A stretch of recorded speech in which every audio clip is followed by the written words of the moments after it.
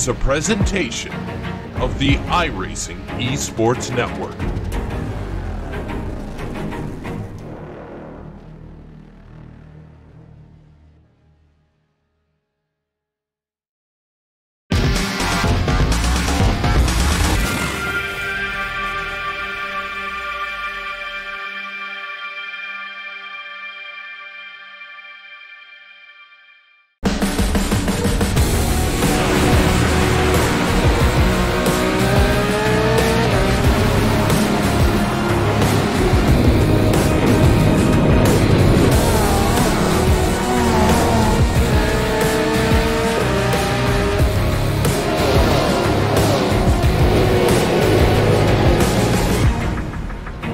The following is a presentation of the iRacing eSports Network.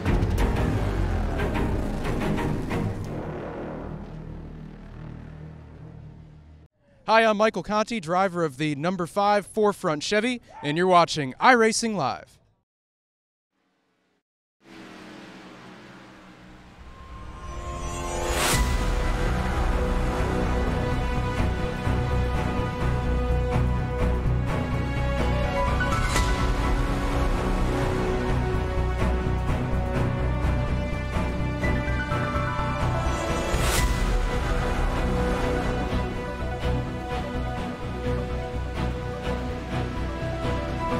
Live tonight from the Chicagoland Speedway, we get set for the 10th race of the 2018 NASCAR Peak Antifreeze iRacing Series with 250 miles on tap this evening for what will mark the 4th to last race of the regular season. The cars are trackside, getting set to go racing. Green flag coming up just about the top of the hour. But as always, before we dive into tonight's 167-lap affair, we recap how we got here. Let's look back 2 weeks ago to Sonoma, California in this week's iRacing Race Recap.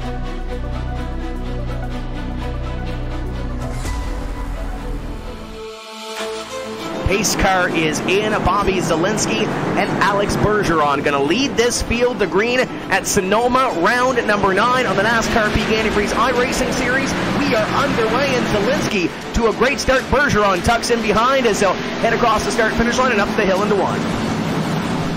3-second lead before this round of pit stops began.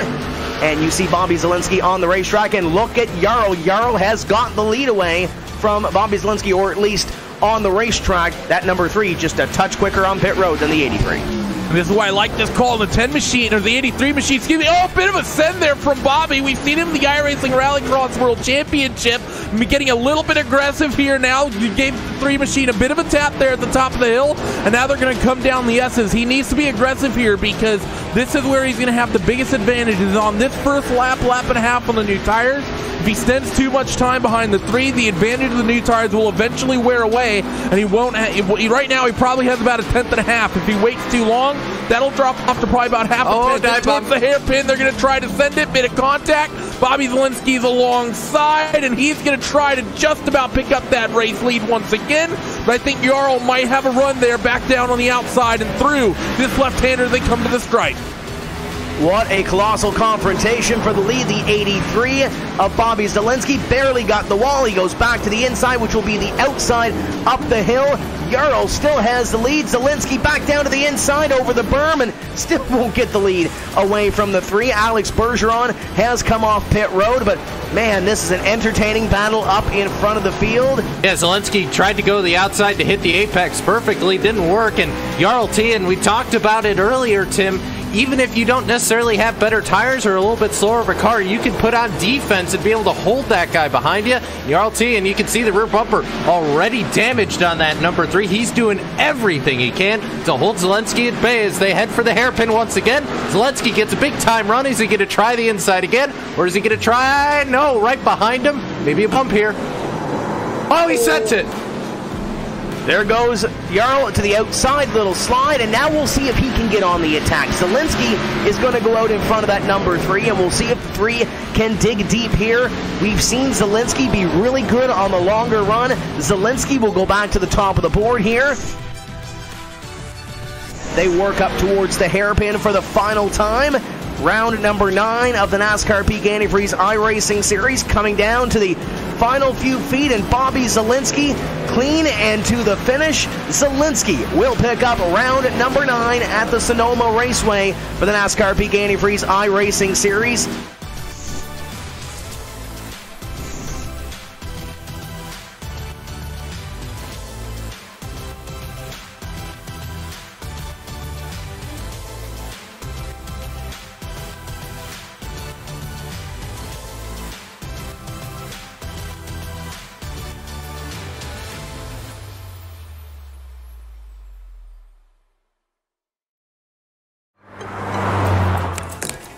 Oh, that was late. Hey guys! This week, the 6 on my team are Truex, Logano, Larson, Blaney, Chase, and Suarez. For the rest of you, better luck next week. She's missing out, dude. Yeah. The all-new NASCAR Fantasy Live. Visit NASCAR.com/fantasy and build your team today.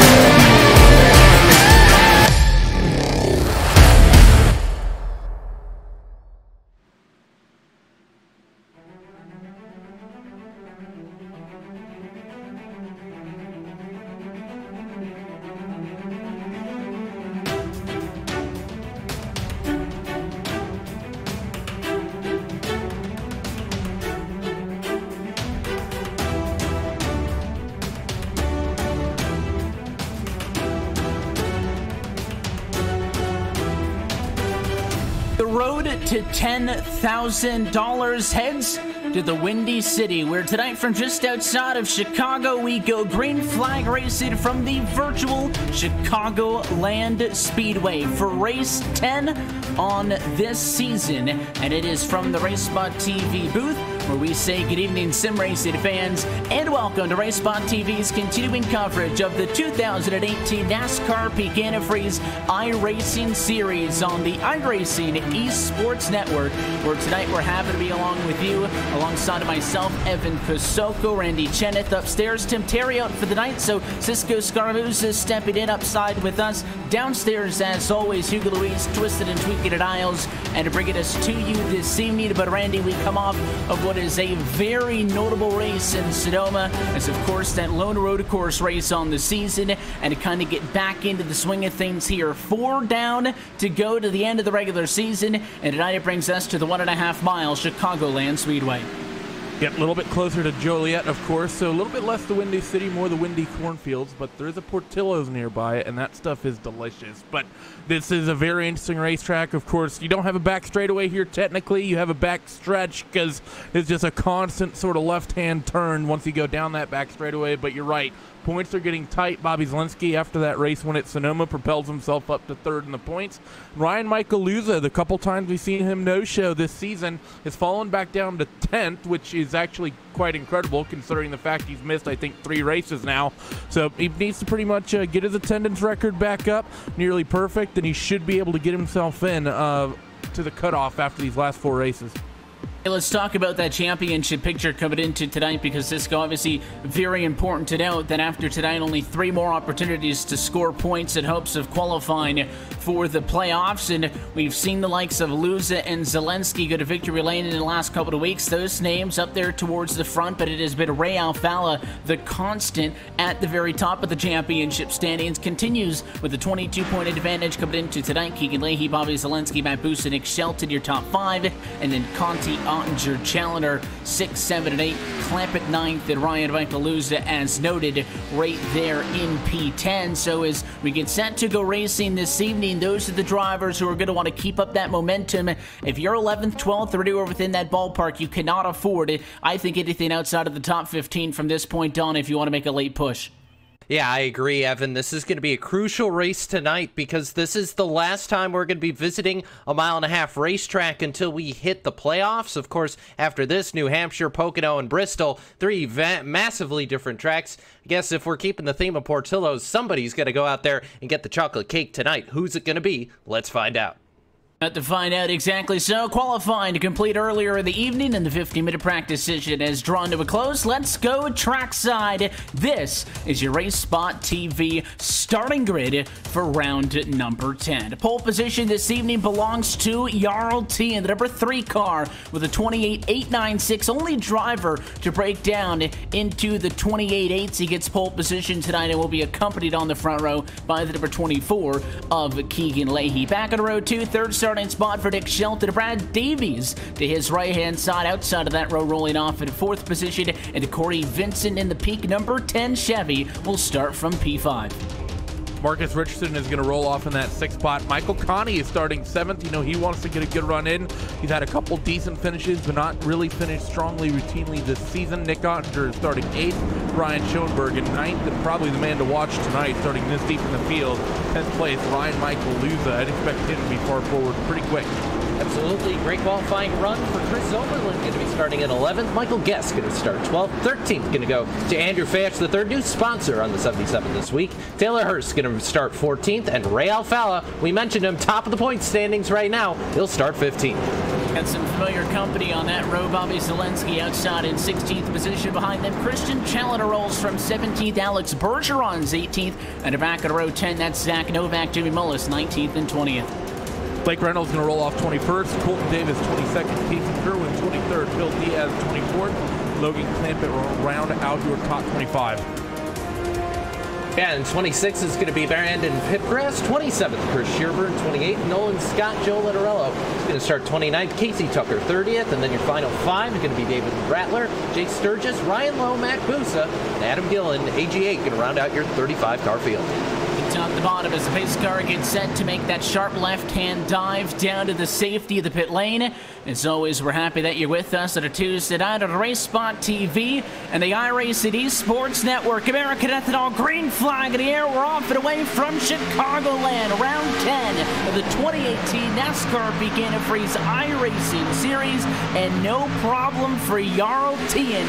Pole sitter in the 3 going to take off. First time through 1 and 2, and down the back stretch, not that back straight, into turn number 3, the 3 in front of the traffic. First battle for third on track. Here comes Davies trying to squeeze up the inside of Shelton. With a run off the corner, looks like he might be able to defend with a completion at lap number 1. Shelton, who's been having a very strong run of races, doing his best to hold on to this 3rd spot. Davies still keeping himself down, pinned to the inside, but Shelton's able to get clear on the run through 1 and 2. You also have the likes of Corey Vincent, Michael Connie, and Marcus Richardson fighting behind the 1 and the 5, currently side by side down that back stretch and in towards 3 and 4 for the second time. 5 car trying to pick that spot up from the 1, and he's going to be able to get it. Now the 05 Nick Ottinger will pull the nose inside of that 1 on Marcus Richardson as they go through the tri-oval and in towards the stripe. 13 car very, very low on that apron through that tri-oval, and now the 5 car also running an interesting high line here through 1 and 2.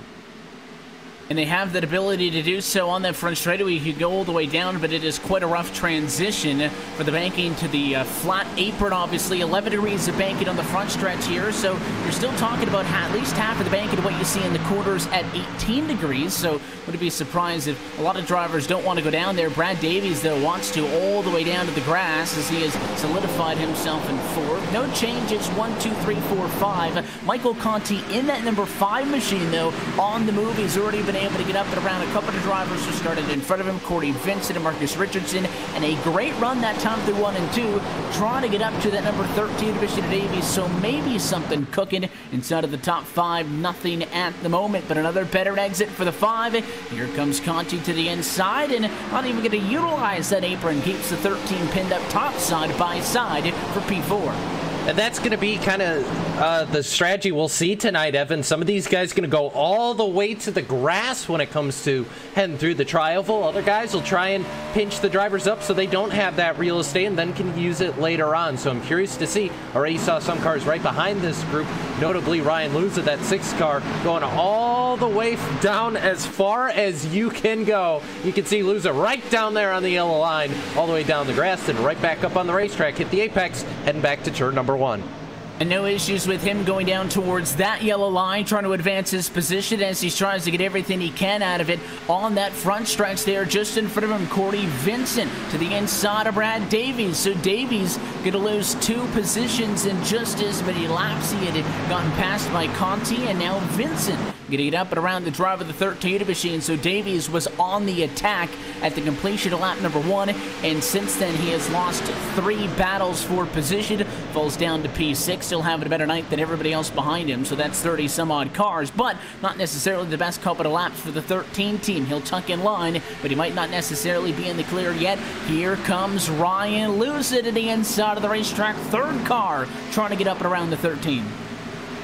Ryan Luza moving forward, but we also have interesting battles in your mid-pack. We just saw a big 3 wide moment with the likes of Blake Reynolds, Chris Shearburn, Brandon Pittgrass, Jimmy Mullis. These guys really fighting hard deep in your field. It's about a 7 to 8 car gaggle that are really working themselves now down this front straightaway and in towards 1 and 2s. People still trying to sort out where they want to be. It's been a fantastic start, actually, for the 8 car of Adam Gilliland. Rolled off 35th on this field, and he finds himself currently running 26th.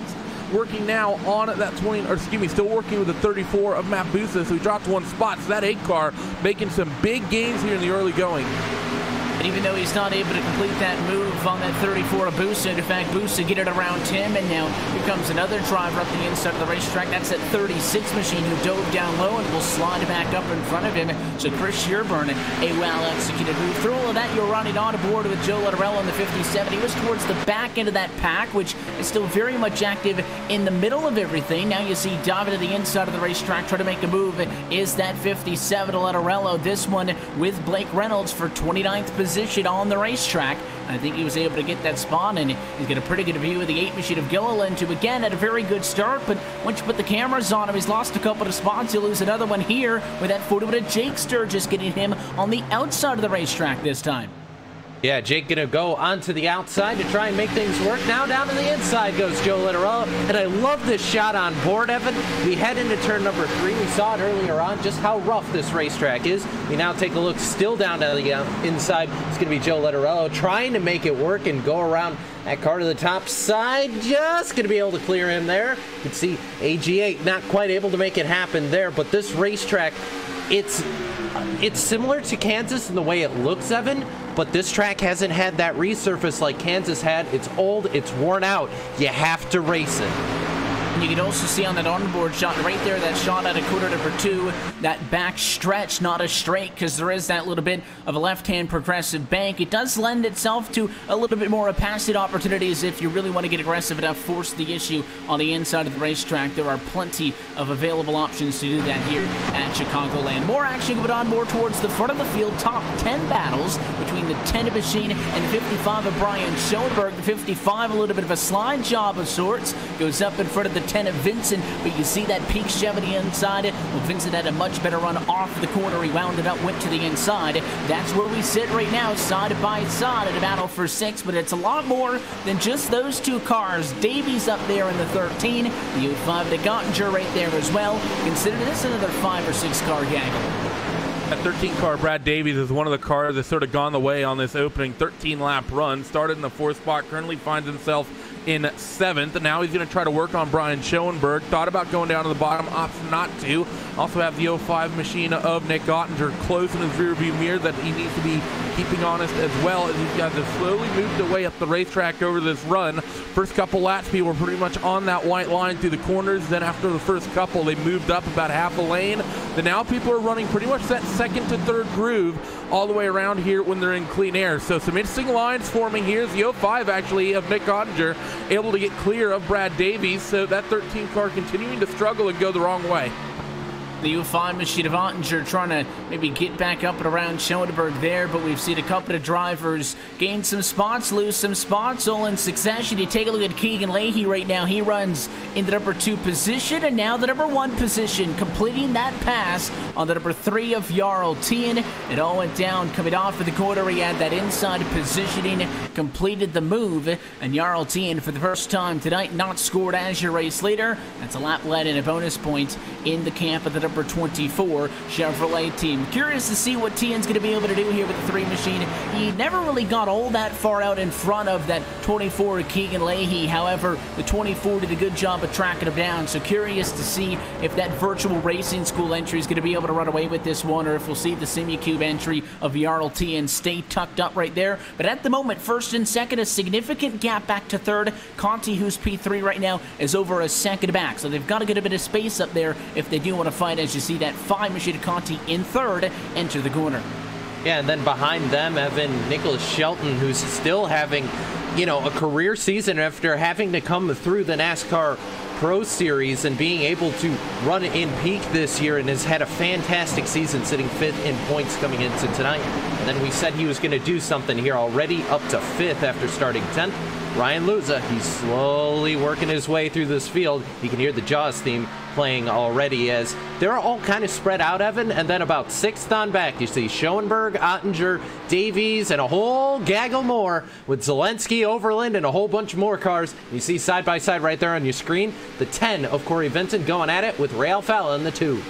We talked about some of the tracks that are going to be coming up in the next few weeks, Randy. Obviously tonight Chicago, but after that, some tricky race tracks. New Hampshire Motor Speedway, the Tricky Triangle, of course, after that, Pocono and Bristol. I like to consider those somewhat specialty racetracks, very difficult, and they will definitely cater to drivers who feel very comfortable at those specific tracks. I'd consider Chicago more of a neutral ground. There's a lot more in the driver's hands. You can adjust what line you're going to be running over the course of the race, and you can have these big fights, some 18 laps into a green flag run, that I'm not sure you're necessarily going to be seen at a place like a Bristol, or maybe things are a little bit more designed to help somebody out who really feels comfortable at this track. I feel like if you can get into a groove, maybe adjust as this race goes on. Of course, with weather conditions and qualifying's a big factor as well. A lot of people can do good here, and that's why I think you're seeing all but one car who started this race at a lead lap. So 34 cars still on the lead lap in this one.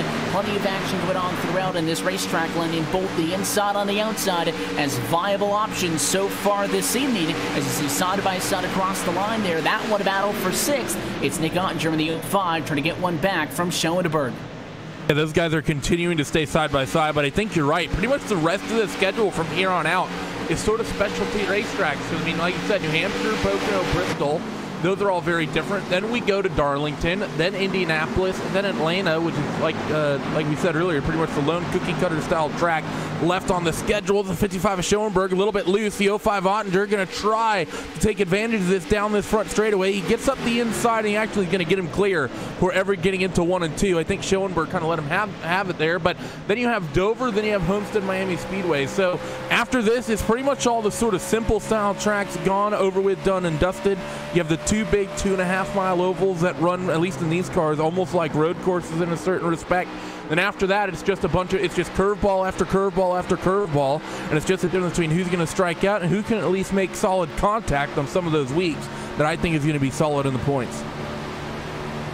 Just kind of scanning through as you go on board with Zach Novak right now, the driver who runs in 13th position. He's somebody else who's had a very good start to the evening. Everybody picked up 6 positions. You can't see now, you can. That 46 of Logan DeClampa was that lone car on the inside coming off of the corner. He's tucked back up in line. Was thinking about maybe trying to make a move on Novak. Didn't quite do it, and now it is Zach down to the inside. Another live look in. That is the driver of the 46 machine, Logan DeClampa, coming off of the corner. Not in a side-by-side position yet, but you can see the focus as the eyes dart around as he tries to fight a way through. He'll go to the inside again. He's tried it a couple of times. Cisco hasn't been able to get the run off of the corner, though. That's where I think the outside is a good defensive line, because you get some better speed off, and it's not for lack of pushing. That car, Zach Novak, was all kinds of swirly coming off of the turn, but he's able to maintain 13th for the time being, as again Clampett way down on the inside.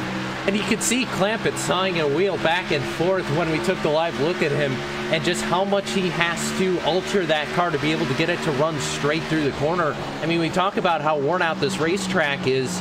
And you could see it right there. Now up to the top side, these guys starting to experiment a little bit. You see the line down on the bottom side starting to form that black line. That's where kind of the track's gotten rubbered in. These guys starting to search a little bit and see if they can find a little bit to the outside. I'm curious to see if anybody's going to take the risk and run the Kyle Larson line up on the way top side and try and make that one work. To see if he could get that very outermost lane to work. We see drivers who dive down to that apron part on the front stretch here, obviously struggling to get as good of an arc down into the corner. Oftentimes they get pinched down here, but this is very much a big pack of race cars. It all leads from that 55 of Schoenberg, bottom left-hand quarter of the screen as he dives into turn 3. Now Fowler's trying to get around him. Brad Davies has been trying for quite some time, and a caution flag for the first time this evening. Slow it back straight away. That's the 66 of Blake Reynolds, who is slow on the back, and it also looks like he has some damage on the back end of that race car, but it did not come from this incident. It was from earlier on, right there on a RaceSpot TV replay. That car just broke loose, Randy, coming off of the quarter. A very lazy spin as he locked it up, but it was enough for the sim to trigger our first yellow of the evening. Yeah, a little surprised to see that would trigger a caution, but sometimes it does happen that way. That 66 car, bright purple, going to get himself back rolling, has LSR TV logos on the rear quarter panel, somewhat frustratingly. But no, it's a good hold there from the 66 of Blake Reynolds. Not what you ever want to see, but now we get the field reset, and it's going to be interesting to see what the likes of Ryan Luza and some of these guys that have been running their way forward up the field can do now that the field is going to be reset in front of them, and they're going to be part with the race leaders.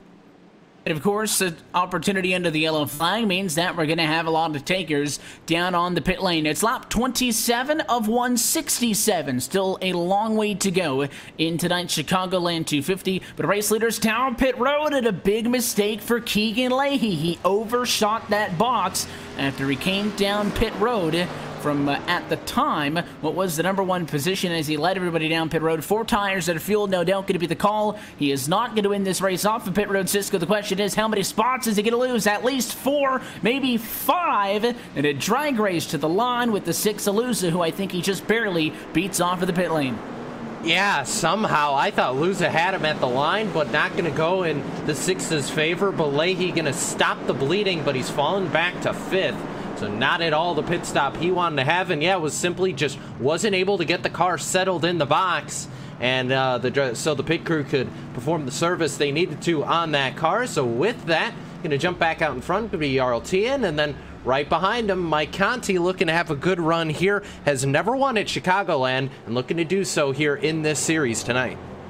Previous race winners in Chicagoland, a racetrack that has seen many contests over the course of this NASCAR PEAK Antifreeze iRacing series. Just should also note Adam Gilliland stayed out. He will not be credited with the lap lead as he comes right back down into the pit lane this time. But the likes of Taylor Hurst last year all the way with Sturgis, Alfala, Hudson, Alfala, Davies, and Wood are the drivers who have found wins here in the past. So not the only racetrack that this is a stat for, but Ray Alfala, the lone driver who has won multiple times here at the Chicagoland Speedway. He also gets a big pickup over the course of that opening green flag run, and of course with the mistake of the pit lane courtesy of Leahy, who he gets in front of. Leahy ends up giving 4 positions, Randy. T into the race lead, Conti up to 2nd, then there's Ottinger and Alfala on row 2, and Leahy will tuck in line P5. Not a handful of positions you want to give away. No, it's definitely not, and I think that's something we've seen from the 24 car that's been sort of his Achilles heel this season. Keegan has shown a lot of pace, but we've seen him make mistakes on pit road, and even just mistakes in general that have cost him good finishes and potentially even wins. So that 24 car, it happened early. He's got 140 some odd laps basically to be able to rebound from that. And of course, he's only going to be starting 5th, so it's not like he's buried deep in the field. But you got the likes of Ray Alfala, who's moved up a lot through this field, Nick Ottinger, who's moved up a handful of spots. Same with Michael Conti, and Jarl Tien, who was on the pole and was very quick to about the first 15 laps before Keegan actually ended up getting that lead away. So it's not just one of those things where you can't be making those mistakes, especially if you want to have any hope of potentially coming home with a championship at the end of this season. The lights go out on the iRacing pace car. We're going green next time by. Lone lap car before all of that. Nolan Scott does receive the lucky dog, so he will get back to the race leading lap. All 35 cars who started this race will be scored on the lead lap for this restart. Noted how the top 5 is going to shuffle up. You could get a full recap of the running order going across the top of your screen, let you know where everybody is cycled out, but still a long ways to go in this one.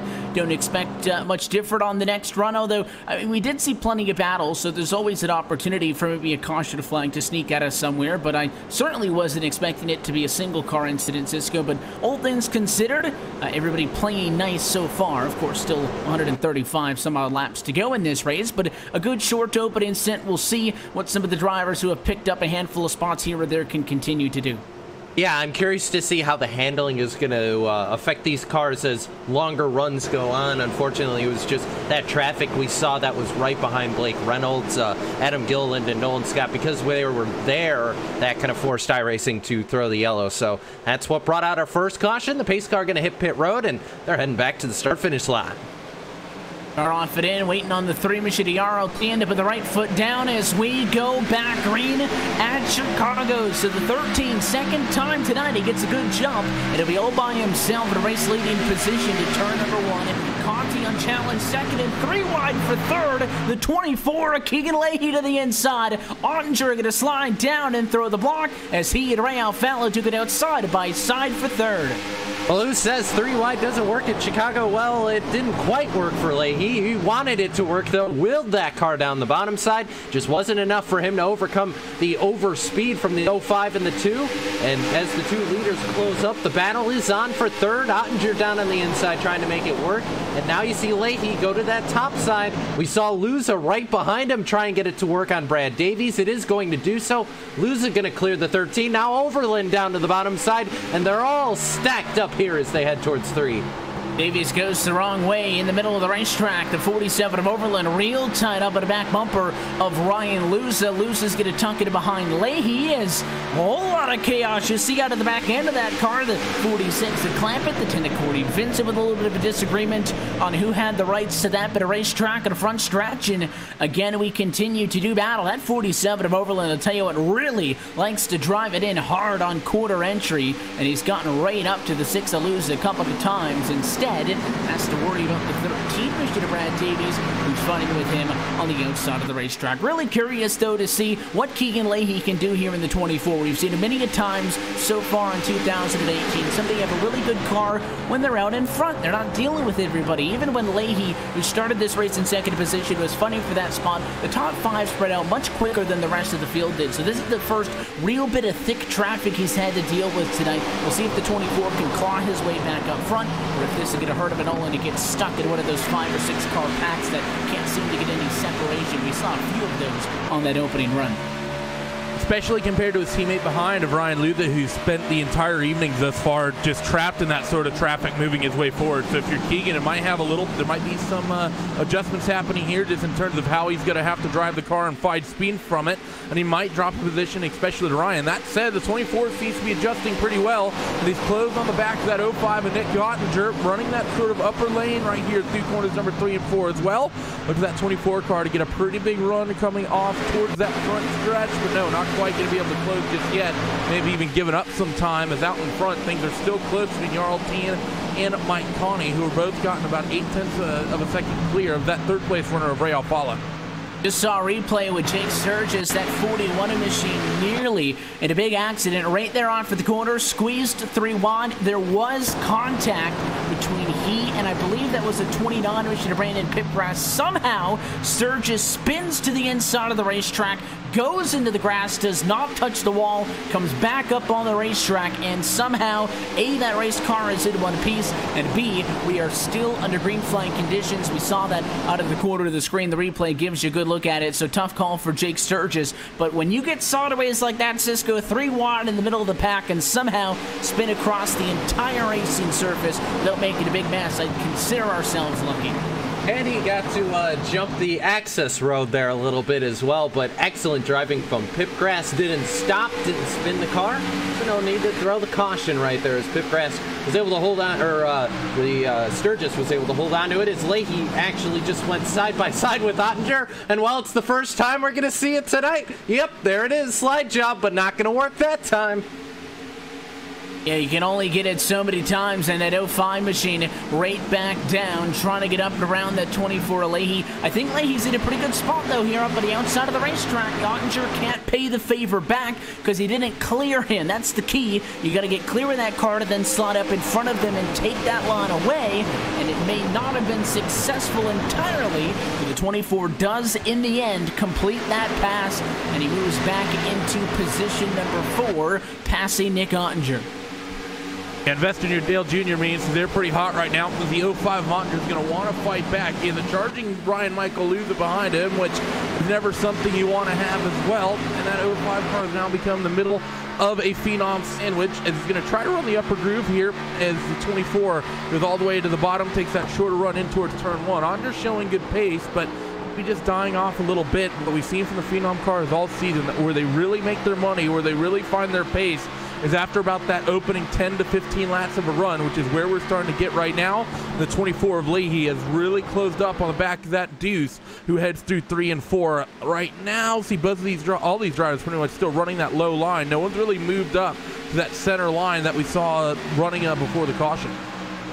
Now, Fowler, somebody else who's had a good run tonight, up 12 positions. Battle for 14th right now as well. A little bit further back in the pack, the 10 machine of Corey Vincent there. That's that 34 of Matt Busta. You see on the inside, he will complete that pass. So Busta, more so of a defensive maneuver to be able to finish off Corey Vincent there. So that's 13th, 14th. And the driver diving down to the inside was 15th. The 02 of Alex Bergeron can't get up on the inside of the 34, but he will make it a side-by-side fight with that 10 machine of Corey Vincent. And furthermore, towards the foot of the field, battle is on for third, and the 24 machine got it. Keegan Leahy up and around the inside of Ray Alfaro. The 2's coming back. It's not going to matter. Caution flag and wrecking in turn 1. Nolan Scott in at number 16.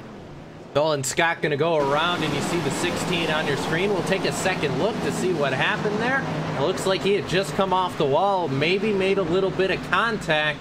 And yeah, that is what happened. Looks like went side by side with Christian Challoner there. And unfortunately, just the tap that got him into the wall a little bit. And yeah, unfortunately, nothing really he could do. Just along for the ride there, that's Challoner. And unfortunately, he tried to save that, Evan. Sawed back and forth on it, and just not enough there. And Nolan Scott going to go around. He missed the first accident, not the second one, unfortunately. And unfortunately as well, that contact into the outside wall was pretty tough. For the 16 machine, replay gave you a good look at Challoner making a move to the inside of the racetrack, but didn't necessarily utilize that flat part, so depends on how you look at it. He was either all the way down or barely to the inside, trying to sneak by while also staying up on the banked part of the racetrack, and that'll bring out another yellow flag on the evening. That run shorter than the last, so our analysis of what tires are going to be like after a long run is going to have to wait for at least one more stint, but it is going to be the same song and dance. Race leaders down pit road. This is where the 24 Leahy lost 4 positions last time. He got 2 of those back on track. Let's see who's clean in and out. Yeah, the 24 car is going to get down into his box. Think a little bit cleaner this time. Yeah, pretty much picture perfect. Him and the 3 car, actually, the right side gets up, jacked up pretty much at the same time. I think Jarl's a little bit ahead, though, on the pit stop timer, so we should see Jarl get released first, but Keegan, I think, is just going to be happy to hold on to his spot. It's going to be the 5 of Michael Connie, who I think picks up the lead on the run off the exit of pit road. That's going to be mighty tight, and if he got it, that'd be a fantastic pit stop from that 5 machine. It looks like that the 5 machine may have gotten it. It looked really tight off at the pit lane. Left-hand side of your screen shows Conti picking up those positions to be able to go to the race lead. He came down pit road in 2nd position, so it would be a position gain of 1 if he does get to the race lead position. I thought Tien might have had him. Conti sailing off and catching up to the pace car like it's no big deal, so I think the 5 does win out in that fight. Tien's going to be then 2nd, and Keegan Leahy doesn't make a mistake. Not a overly exceptional trip down to the pit lane, but no mistakes to be 3rd. That should put him in a well enough position, Cisco, for the restart inside row 2 and 3rd. Yeah, absolutely, and I'm going to be curious here to see what he's going to be able to do on the restart. We saw him take it 3 wide last time. Will he do the same as the light's going to go out? I did want to bring up a small point here. because we were talking about him earlier. Matt Busa sitting in the 14th position after pit stops here, and this is his home track, Evan, and right now sitting 4th in points could be considered one of his best seasons. What would it mean to Busa to get the win at the home track? I saw and talked to him during the race at Phoenix. Was super smooth there, just things didn't work out, but I know Busa would love to win here. He's been so far so good. He is, as noted, biggest mover up 20 positions so far. The pace car's going to head down. We're going to have 44 laps complete from the Chicagoland Speedway. And this portion of tonight's broadcast is brought to you by Peak Antifreeze and Coolant, the official antifreeze of NASCAR and a proud title sponsor of the NASCAR Peak Antifreeze iRacing series on RaceSpot TV and the iRacing eSports Network. So pace car off and away. The final Michael Conti, first time tonight. That machine is going to be in control of the restart. You see what the 5 Chevrolet SS has up his sleeves. Going to get some space, I assume, on Tien, Leahy, Alfala, and friends. Off for the restart. It's in his court. He's going to put the right foot down. Another good start for the control car. Look at Ray Alfala. Tries to go high. Now he'll go low. The 3 tries to block. There's going to be contact. Leahy's going to get away from that. Slides to P2. And now it is the 3 at Tien and the 2 of Alfala getting physical. I think that 3 car picked up a lot of wheel spin when he picked up the throttle, and the 2 machine's going to be able to take the lead. Jarl's going to take a peek back down on the bottom in towards 3 and 4. He gets a little bit of overlap, but Ray's got that middle group with the new tires. We know you can hug the bottom line, and the 3 car is going to try to slide up, not going to be able to do it. They're going to be more or less side by side. Luza behind, meanwhile, is thinking of making it 3 wide with Ottinger and Clampett, not going to do so. And actually that 2 car gets a shot from Logan. What a save from Ray Alfala. That car was all over the place. Ottinger gets a tap from Luza as well, and they're 3 wide down the back straightaway, fighting for $10,000, you would think. High-speed gamesmanship as that 2 hung on, and it's the 05 of Ottinger in the middle of all of this, trying to get in front of the 46, and he does. Now more 3 wide. It's the 15 of Novak, squished in between the inside of Schoenberg and that 12 machine up top of Nicholas Shelton. Not a lot of room as they continue to keep their foots in it 2 by 2, about 6-7 rows deep here. It's Schoenberg that time with a slow run off of the corner. Everybody gonna dive to the inside of him. It is all the way from the tail end of the top 5 to about 12th position or so. Somehow all of those race cars still on track for the moment. 4 wide almost with Busa in that 34, trying to get down on the inside.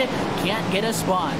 And it was nearly problems there, Evan, with Brandon Pipgrass. Got up into the wall and into another car. Was able to hold on to it so he stayed green. But it is chaos all around this racetrack, Evan. Everybody just holding on for dear life right now. The first battle you're watching, Zach Novak up in front of the field. You're on board there with Matt Busa coming off turn number 4. There's just cars everywhere here, and they're all bunched up, starting to split up. Finally, we're still looking side by side. Corey Vincent, Matt Busa going at it through turns 1 and 2, and right behind him, the 27 of Jimmy Mullis trying to get this conversation. Right next to each other goes Vincent and Busa. Busa not going to have the overspeed on the top side. He'll fall back into the clutches of Jimmy Mullis. Just wider shots as we went through 1 and 2 down the back straightaway. Just went to show you just how many battles still going on the racetrack as we focus back in on that fight with Vincent and Busa. It is right now for 15th on track. Of course, if you want to count Taylor Hurst in this battle, that 27, of course, to Jimmy Mullis, who is trying to slide up top with the 10 to Corey Vincent as maybe they try to leave that 34 of Busa pinched down on the inside of the racetrack. It is definitely full-fledged action down to quarter number 3. Again, just one of many fights going on all the way throughout this middle portion of the pack.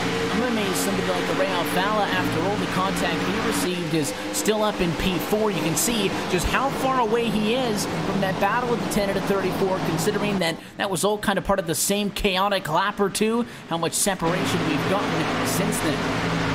Yeah, I mean, there's so many awesome fights up and down this field. It was a fantastic save from Ray to be able to hold on to that car. We got that shot from Logan. I don't think it was a super hard one, but just enough to get those rear tires a little broken loose. That's all it took, though. But for Michael Conti, he took full advantage of this drama that was happening behind. with all the clusters in the back and with all the fights and whatnot. He's opened up a nice 7/10 of a second gap. That said, Keegan Leahy reeled him in by a 10th and some change that last time by. So that 5 car, he has a window where he can maybe take advantage of this race lead at the moment, but it's likely not going to be for too long if the 24 can keep putting down laps like that.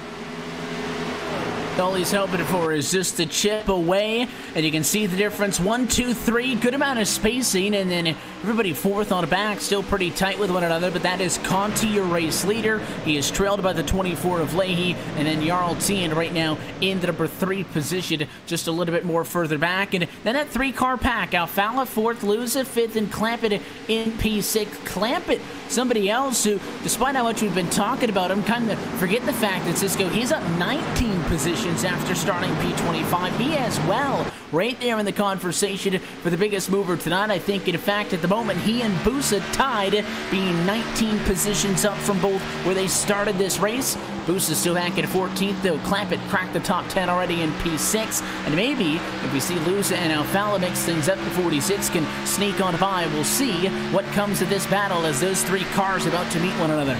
Yeah, 19 passes for position and 20 passes for position between Clampett and Busa. So I don't think we have to worry too much about are they pushing those cars or not, because plainly they're trying to roll themselves through this field. And you just look right now, Ryan Michael Luza all up in the rearview mirror of Ray Alfala right there, trying to make it work. And we wondered, Luza had not been here the last couple of weeks, and what he was going to be like, any rust to knock off. Well, I'll tell you what, he's looking mighty fine as usual as that 6 rolling through 3 and 4. Clampett trying to use the outside. Logan seems to me, Evan, like he's trying to find somewhere else on the racetrack that not necessarily everyone else is, trying to find a little bit of speed across the rest of the racetrack. Well, the beauty of this racetrack, as we mentioned a couple of times, despite the fact that it's just 18 degrees of banking, and you would expect some of the racetracks with that progressive banking to more so lend itself to it than Chicago, but this is a fantastic racetrack for just being fluid. You can move around and try different things. It's difficult for the 46 as he maybe tries to step half a lane up or half a lane down. That 6 Elusa seems pretty dialed in. You can see the 46 saying, well, there's no point to me tracing you all the way around the racetrack, so he lets Alfala go to the apron. I think they move from the 6 Elusa in response to that. I think those two pretty focused on one another. 46 and Clampett maybe trying to sneak high, can't do it. Cross over to the inside. It'll be a battle for P5. It's like 46 car might be able to have a season best run tonight, because that car is mighty quick. Those are 2 of the dominant cars thus far this season, especially the 6 that he's doing battle with, and seems pacier then as he now run down this front stretch. The 46 car, will he be able to maintain that overlap down low just barely? And he's going to send it back down to the white line in towards 1 and 2. The 2 machine of Ray Alfala going to try to chop the nose as well as they head down the backstretch once again. They remain side by side, but the advantage goes up top for that 6 car of Ryan Michael Luza. Logan not able to, with the 2 car out in front of him, he can't really dive deep enough into the corner to try to throw a bit of a slider through the corners and get up in front of that 6 car. So maybe a little bit difficult, but I just have to think, what is this going to do to his tires running down this low against the white line? We see everyone moving up to the upper grooves, which is going to help your tire life over the course of the race. If the 46 car stays like this, it's fantastic racing, as they can now start their 3rd lap side by side, but he's eventually going to have to lift out of it and get back up in line, and I think maybe follow the 2 experienced drivers in front of him, both championship winners, and sometimes you need to know when to be patient and when to be aggressive, and lap 59 of 167 might be time to be a little bit patient. And that goes back to what we've seen, or maybe Cisco, what we never necessarily haven't seen yet to this point in the race, and that is we haven't seen an entire green flag run to know just how bad these tires are going to be after a complete stint. We've seen 30 laps or so, 20 laps or so, even shorter than that on that second run, but we really haven't seen the tires get to the point where they're really bad. So you could almost lure yourself into a false sense of security, thinking, well, my tires haven't been that bad, and I've been digging so far. I mean, Clampett obviously from 25th to almost now just into the top 5 by completing that pass on Luza, and he hasn't really had to deal with that so far. If we go for a very long run, then maybe you'll see those disadvantages, but again, they don't know yet. You can only really pace yourself in accordance of what you can expect to happen, and it's very difficult to predict something that you're unsure of yet. Yeah, it comes down to how much practice these guys have put in before this race, how many runs they've been able to put on. As we see right now, the 57 right there, Joe Letterello going at it right now. That's Christian Challoner right behind him. And you see back there also David Rattler just outside the rear deck lid of the 78. And down to the inside, Challoner's going to try and make a move here. That's for 26. Right in front of them, Pipgrass going at it as well on the top side. But battles all over the racetrack. But I agree, Evan, it comes down to how much time they've spent working on this setup and if they know if the tires are going to last. I'm sure plenty of these guys have crew chiefs up there telling them what their times look like, how far they've fallen from the beginning of the run. That'll probably elude these guys to know how much can I push and how much can I save.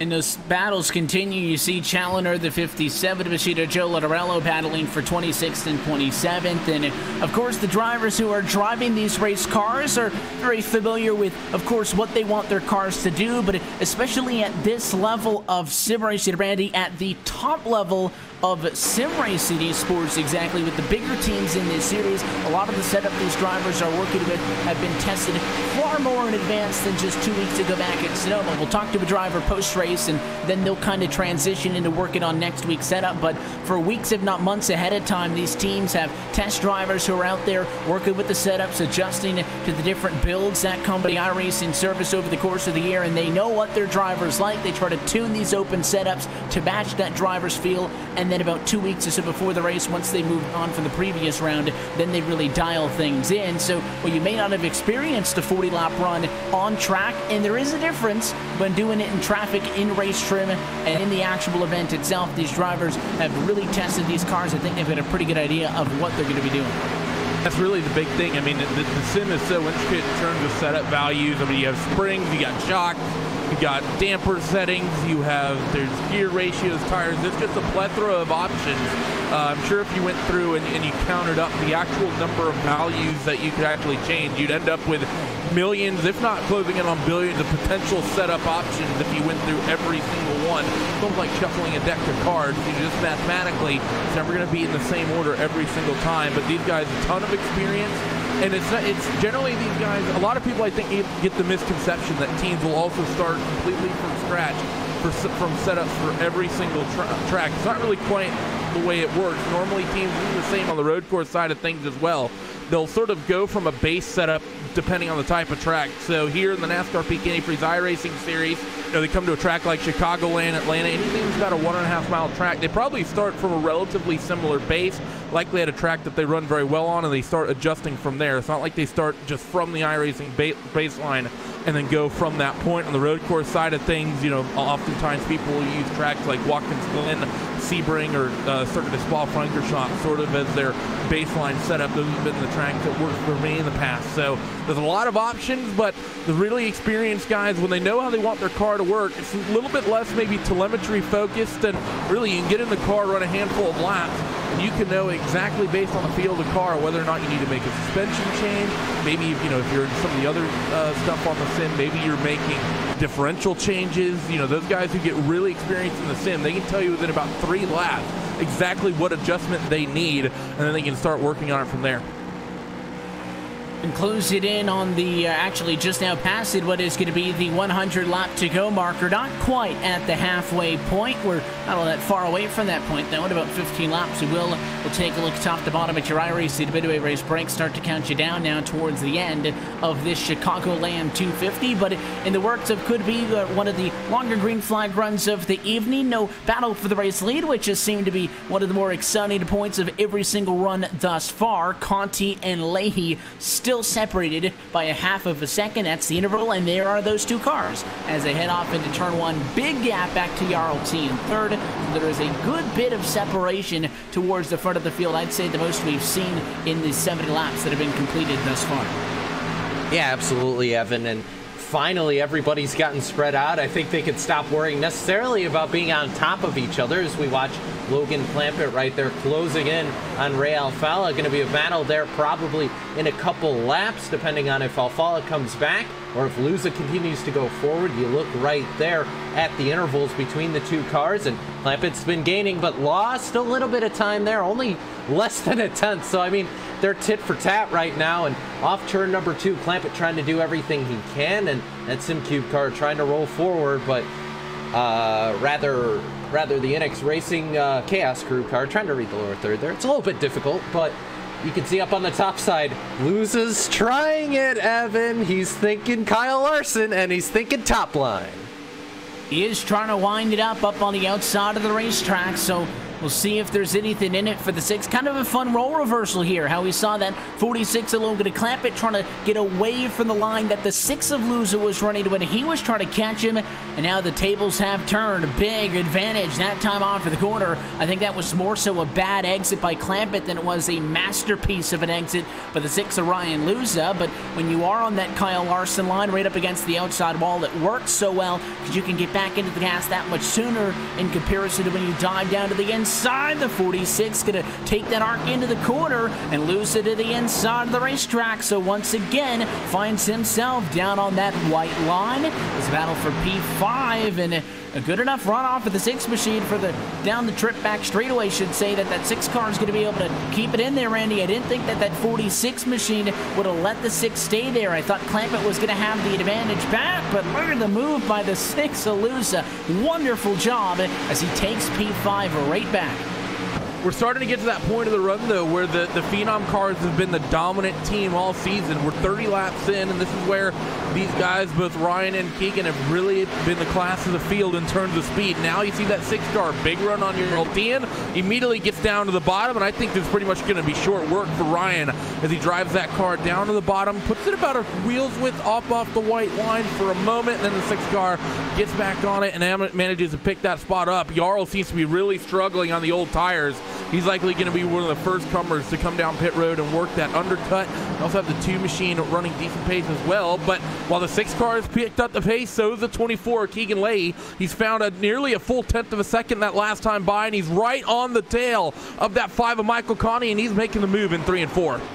Well, I said we had been waiting on a battle for the race lead this run, and here it is as the 24 of Keegan Leahy has been able to close down that gap, unsuccessful thus far, and he'll trace that yellow line up against the grass all the way through the front straightaway, and I think just kind of tuck back in line and try to reset as that 5 of Conti goes up to the outside line. Definitely now feeling the pressure from the 24 machine. Again, you have to wonder, working on to one of the longer stretches of the night, just how aggressive was the 5 in order to get to that half a second advantage that stood for, much longer than just 5 laps ago. The 24 really started to get all this time back from him, and I think Leahy is going to have a pretty good position this time down into quarter number 1, and we'll see if he can complete the move to the inside of the racetrack. And at lap 77, it is complete. Keegan Leahy makes up those 5 spots he lost on pit road, and he has made his way back to the race lead. And Conti right now, nothing but rear bumper for him. We'll have to see if he'll wind it up on the top side. He's trying to go up there and see if he can find something, but Leahy just going to stay on the preferred line, just start to roll away a little bit. But something to note, Evan, is that some of these drivers have stopped going all the way down to the apron, and most of them have migrated to just going to that white line or so. We see all these cars going by. Nobody's going all the way down to the grass. Everybody content to stay on the racing surface.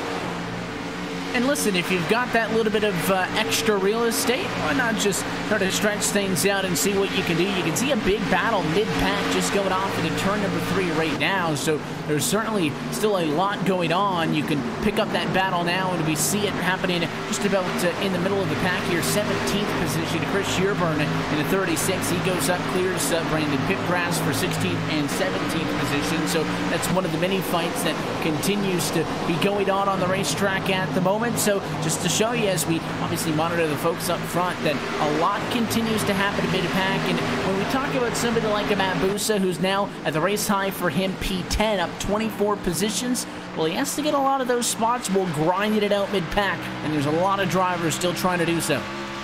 Especially in the mid-pack, most of these guys won't have the setups quite as dialed in as the drivers out in front. Might be fighting a little bit of a loose condition, even a tight condition. Even some of these guys that are teammates your current front runners, the likes of, you know, Keegan and Ray and Michael out there, maybe struggling just a little bit, and that's why you can see sort of these varied lines really kind of come up, and you still have this big gaggle of cars, but starting to get themselves single filed out. And I have to say, people are probably thinking of pit stop time relatively soon. I will say that last caution came at a bit of an interesting time, Evan, because I think for the most part the drivers generally talk about potentially going, if they can, a full 55 laps on the fuel if they really need to, and lap 44 for the caution, sort of right on the cusp of potentially even be able to do that from one stop. It'd be very tight. Not sure if he'd be 100% able to do it, but some people might think he'd go in the long run. As I see the 55 Schoenberg sideways, who's that he got into? I think that's the 36 sliding down the inside grass that got a little bit of a piece of it. Chris Shearburn manages to hold on to it, so we're going to stay green, but nearly disaster here as we're nearing the end of our longest green flag run of the night, and people are going to be thinking about pit stops. And turn 2 has not been a very friendly place, and with a 55 of Schoenberg sideways all on his own, he was fighting side by side with Michael Guest for position, and then he got loose, got up into the outside wall, and you saw that 55 come down off of the wall. Shearburn was a good second behind where all that was, but right here the 55 comes down, there's the contact, and Shearburn slides off, but he gets on the brakes really quickly. He straightens that car out, goes to the grass once more, but another fantastic save of Max straightaway, preventing what would certainly have been a big incident. Yeah, and what a save there, Evan. And unfortunately for Shearburn, nowhere to go for him, just right into the path of the 55. Great save, though, and we'll stay green here at Chicagoland. It spread out the field a little bit, kind of back towards the middle of the pack here, and Schoenberg just trying to recover. You see him in a gaggle of race cars right now. Brad Davies all over the rear bumper. He's got Corey Vincent to the inside as well. Who's that? I think that's Lowe. Yeah, Ryan Lowe down there as well. All sorts of cars all around the Heyman Hustle machine. They'll go 3 wide, thank you very much. Right through the tri-oval. Schoenberg to the top side. He's got a lot of ground to make up. That was a big slot as well for that 7 Ryan Lowe down on the flat part of the racetrack. Kept his foot in it the entire time, but he does end up losing those 2 positions. Should also note that we have seen a little bit of pit stop action. Jarl Tien and Ray Alfala have been already now headed down to the pit lane. They've gone off of the lead lap, obviously. In doing so, you'll see an extreme speed difference. Look at how Alfala 15 cars spun. 15 cars. Zach Novak was trying to come down pit road, and he spun around. He gets it back going and facing the wrong way, so some problems with people coming down towards pit road. It's to me, watching this one, he sort of had it straight and set up. He locked up a rear tire, pretty much just slid that car right into the grass, and ended up doing a nice little 360. I think that's probably the quickest recovery I've seen from someone spinning on pit entry ever. Was very fortunate, because when you get into a tricky situation like that on pit entry, you can take out the cone and end up in no man's land off it in the grass. So for the 15 machine to have been able to keep it inside of that cone and get into the box, I think is a big win. He may have had to sit in the box to serve a speeding penalty for coming in a little bit hot. Other than that, though, the 15 does go 4 tires and goes out. He might have actually been able to avoid that penalty entirely. Caution flag is out. Lusa has to dive back onto the racetrack. Your race leader was about to come down pit road, but a caution flag will fly as he dives back up to avoid the penalty.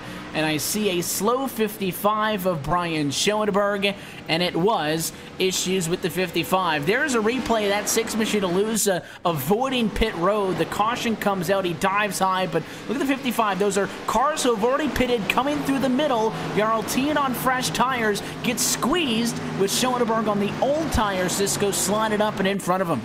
And this is the danger you have in the middle of pit stops. If it split up as much, and Schoenberg was already, the handling on that car was obviously damaged after he slid the tires beforehand, and that one just put a little English on that one. That car goes right around, and Brian Schoenberg's night goes from bad to horrible there. And unfortunately, I think Jarl saw nothing but turn 2 exit topside and just wasn't quite able to clear Brian. I mean, we're talking about the margin of maybe a couple inches or so, but unfortunate there. I don't think Jarl meant to do that, and I think Brian is obviously extremely frustrated. It's been a frustrating season for that 55, and you have to feel for him, just a victim there. They've had a couple of good takeaways, but definitely a victim of circumstances there. And on top of the fact that you had cars on a fresh and old tires, but that was also a 3-wide situation. So a majority of the cars you've seen staying out have all come down to the pit lane. Your race leaders in pit road this time, Ryan Luza pits as your race leader. Again, he would have been penalized if he had entered the pit lane because the caution flag came out as he was making that commitment. So he dove back out to avoid the penalty. He'll win the race off of the pit lane. Mullis off pit road second. Michael Guest off of the pit lane in third. Again, a majority, if not all of those cars who stay out are drivers who have already pitted and are a lap down because of that. They're staying out looking for a wave around back to the lead lap. So I think through all of it, the 6 will maintain P1. We'll, of course, wait for everything to cycle through to get a confirmation on that one. Not only that, will he have the race lead? I think the 24 and the 2, they're basically going to be locked deep down into the field. As a matter of fact, Ray Alfala, he's the one who got the lucky dog on that, so he's going to have an advantage over the likes of the 24, Keegan Lay, Logan Clampett, Nick Shelton. I mean, these are the names that are going to be locked, that are currently locked 1 lap down. They have to take the wave around. Logan Clampett, Nick Shelton, Michael Connie, Matt Busa, Nick Ottinger, Phil Diaz, Bobby Zielinski, Jarl Tien, Alex Bergeron. So a number of our drivers that were part of that lead battle out front all night find themselves locked deep down in the field, and this is usually something that we get that happens once or twice a season, Evan, where championship contenders will be fighting for a race win pretty much all night long, and then a caution will split them up like this. And it always, always, always creates for some interesting situations at the end of the race. Here we are with 77 laps to go, and 3 of our top 4 basically have to run through the field in the second half of the race. And it should be fun to see those drivers try to make up what they have lost in this one, and definitely going to be a very exciting second half of the race as we transition to past the halfway point. We'll kind of get you reset on the running order in just a minute. Before we do so, quick opportunity to step aside and get a word from our friends with the Monster Energy NASCAR Cup Series, taking a look at the youth movement that we're seeing through 2018.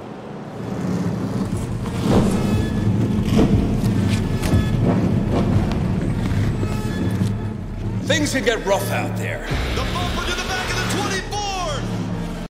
You got the brass. I proved it last season. That was last year. Now we've got young blood ready to take out the old. Start your engines. It's time to race.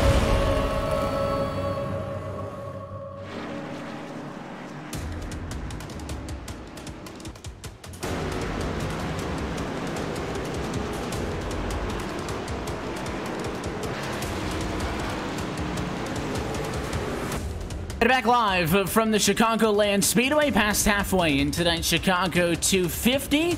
This portion of tonight's program is brought to you by Herculiner Bedliner. The tough comes easy, as we welcome you back in the RaceSpot TV's coverage of the 2018 NASCAR Peak Antifreeze iRacing Series on the iRacing eSports Network. Want you to be a part of the conversation as the night goes on. You can use the hashtag NPAIS on Twitter and join in on the fun. And it is certainly going to be a fun second half of this race. Third caution flag at the halfway point, but a lot of fast cars stuck a lap down. In fact, 17th on back drivers who have taken a wave around it, and it is a completely different running order as we put 90 laps behind us and get a 77 lap to go race start right here and right now. Lusa was able to maintain the race lead position. He got a little bit lucky on the timing of the caution flag, and let's see what the number 6 can do with it. Green flag back in the air. Another good jump for the inside of the front row. It's all Lusa to turn 1. Michael Guest slots up into P2 from back on row number 2 and get a pass on Mullis. Good restart there from the 54, and just keeping track of those front runners who had got shuffled back in the field. Ray Alfala restart 17th, Logan Clampett in 20th, Keegan Lay in 19th, Jarl Tien all the way back in 26th. So we're going to be having to keep half an eye on those guys running through the field as the fight for second is now on. Jimmy Molson, the 27th, gets down to the inside of that Nexus Esports number 54 of Michael Guest as they roll in towards 1 and 2. 54 going to just keep himself in that upper groove. You also have Marcus Richardson who might check in and tag into the inside of the 54 car, but doesn't get a great run down the back. Not necessarily the greatest runs down that back straightaway, and you You can see Richardson tucked in line behind the 27 of Mullis down low. Maybe an opportunity as Guest loses out in that fight to maybe sneak up to the inside, although just as I say that, the 54 shows a little bit extra steam and he will pull back alongside, but I think it'll be difficult for him to come from behind up on the outside of the racetrack. I think Mullis should clear for P2. He slides high and completes the pass, so Jimmy Mullis does get his number 2 position back. The 54 Guest tucking back in line in third. All of that has allowed Ryan Luza to pull away just a little bit as you look out of the back end of the number 6 Ford Fusion out in front. That's a half a second difference back to the next closest car. He and maybe only 1 or 2 other cars using that apron. Everybody else up on the banking that time of the front stretch. Yeah, and it got all sorts of sketchy. It's 3 wide in the middle of the pack right there. Corey Vincent going at it. That was up on the top side. David Rattler down on the inside. Ray Alfala. And then right now trying to make it work up there is Chris Sherbird. We saw him roll through the grass earlier. And now he's trying to make it work on the way outside line. And it's a gaggle of cars all being led right there. I believe that's the 11 of Colton Davis right there leading that whole middle pack, that charge through the field. And, oh, man, it's getting all sorts of sketchy right there. Alfala just slid right up in front of David Rattler. Everybody getting all sorts out of shape. And here comes the train. Brian Schoenberg did not want to be a part of that accident. Now he wants to be back in the top 10, fighting for it right now. And all of these names that sound like we've been talking about them up front a lot again, they got trapped that lap down with a caution flying timing, so Alfala's trying to really spearhead that effort of those cars to get back towards the front of the field. He right now trying to deal with the 14 division of Casey Kerwin in a battle that would be between 8th and 9th position. He goes to the outside of the racetrack at a 14 and is able to get up alongside him. Good run down the back straightaway. And again, Kerwin's got a pretty good amount of damage, but for a lot of these cars mid-pack, they're not as slow as all of these cars are making them look, but you're talking about, you know, top 10, top 5 cars running against some guys in the middle of the pack. They're going to make it look pretty easy immediately on those fresh tires. The question is, with how many yellows we get here or there, Alfala's good. Nearly goes around again. It was contact with Rattler, nearly gets into Vincent there, and that was almost big-time issues right there, Evan. The door slam down into turn 1, and he ended up on the apron there. Second look right here is going to give you a look at it. Almost all 4 tires down there. Treacherous spot of the racetrack as he slides back up and somehow did not get into Corey Vincent. And another one, close call off of these restarts. That 55 of Schoenberg seems to be somebody else's punching bag every single time we see somebody getting sideways. Yeah, so it's been either the 55 or the 83, it seems like, all season. He'd be the drivers who really get involved some of that drama. I will say, I mean, Ray Alfala, we've only been green for a few laps. He's already pretty much driven his way through the field, and as the bulk of the recovery done, as we get a caution here, probably something down on the back straightaway.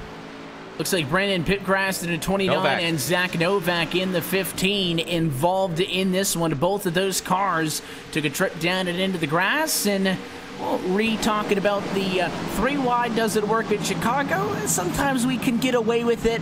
This was not one of those times. Siska, the 29 machine was in the middle there, and you can see he was just pushing up and off the corner. You see the space between he and Novak down low. There was nowhere else the 02 could go. The 29 can't simply just stop that car from pushing up the hill, and unfortunately, I think if the 15's not there, he hangs on to it, but he comes down, and you'll see the contact right here off of the corner. First bit of contact, and then when he comes back across the nose to Novak is when both of those cars go down and into the grass, and it'll be another caution flag. None of those cars ended up into the inside wall, though, so the only damage is going to come from actually getting into one another. But another yellow means more trips down to the pit lane. Race leaders headed in. Everybody looking for 4 fresh tires, especially those drivers who had to stay out and negate pitting on the last cycle to get that wave around.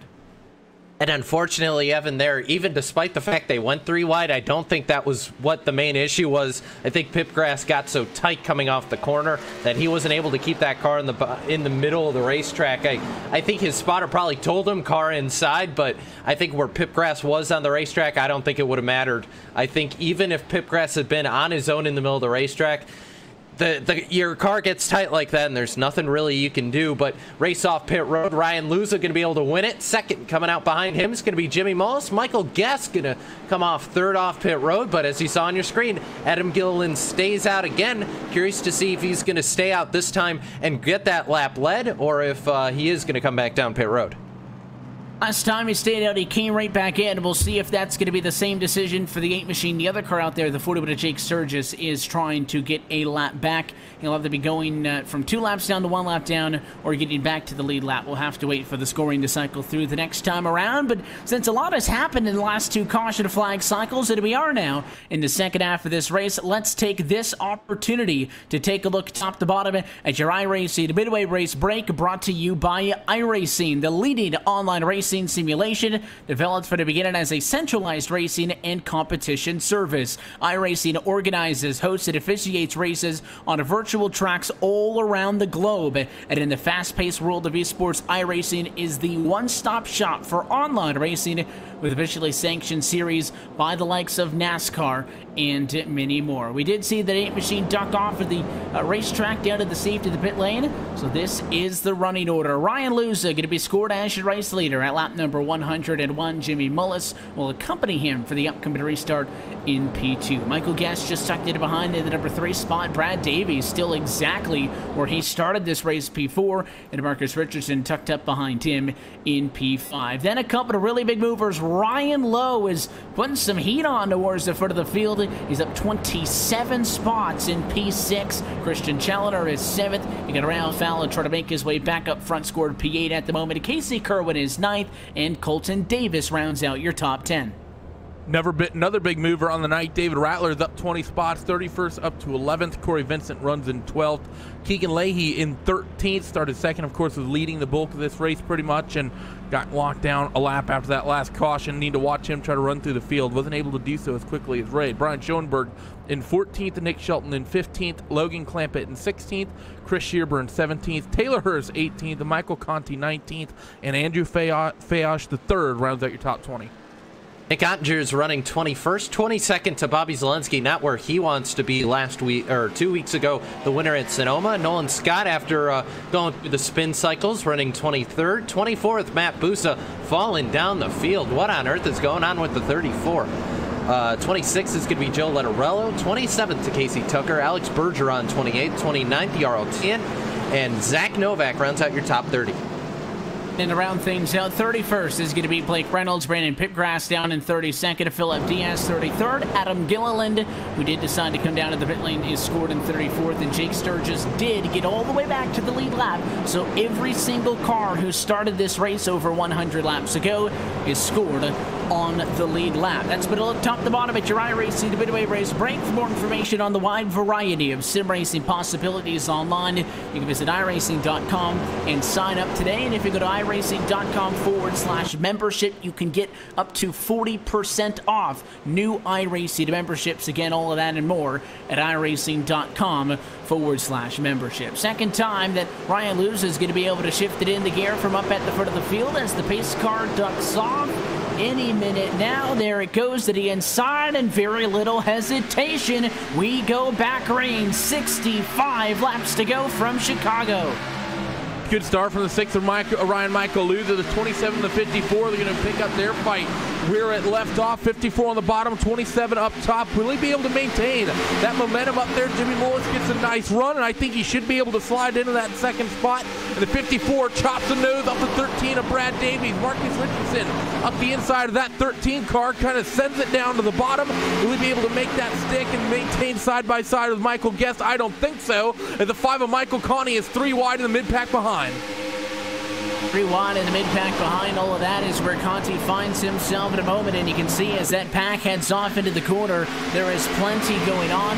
Really only the top 3 cars are away from one another. Other than that, it's basically a free-for-all, as you could throw a blanket all over him. Looking at that 24 right now, that's Keegan Leahy trying to work up on the inside. He's gotten around the 11 machine to Colton Davis, who's sliding the wrong way. The 55 is Schoenberg sideways off of the corner. Another one of those hold-your-breath moments is most people keep it up above above the apron, back off to turn number 1. Again, this is still very much that melting pot of some of those cars who had to take the wave around 2 caution flags ago now, trying to get back to those positions, knowing that they're very quickly running out of time.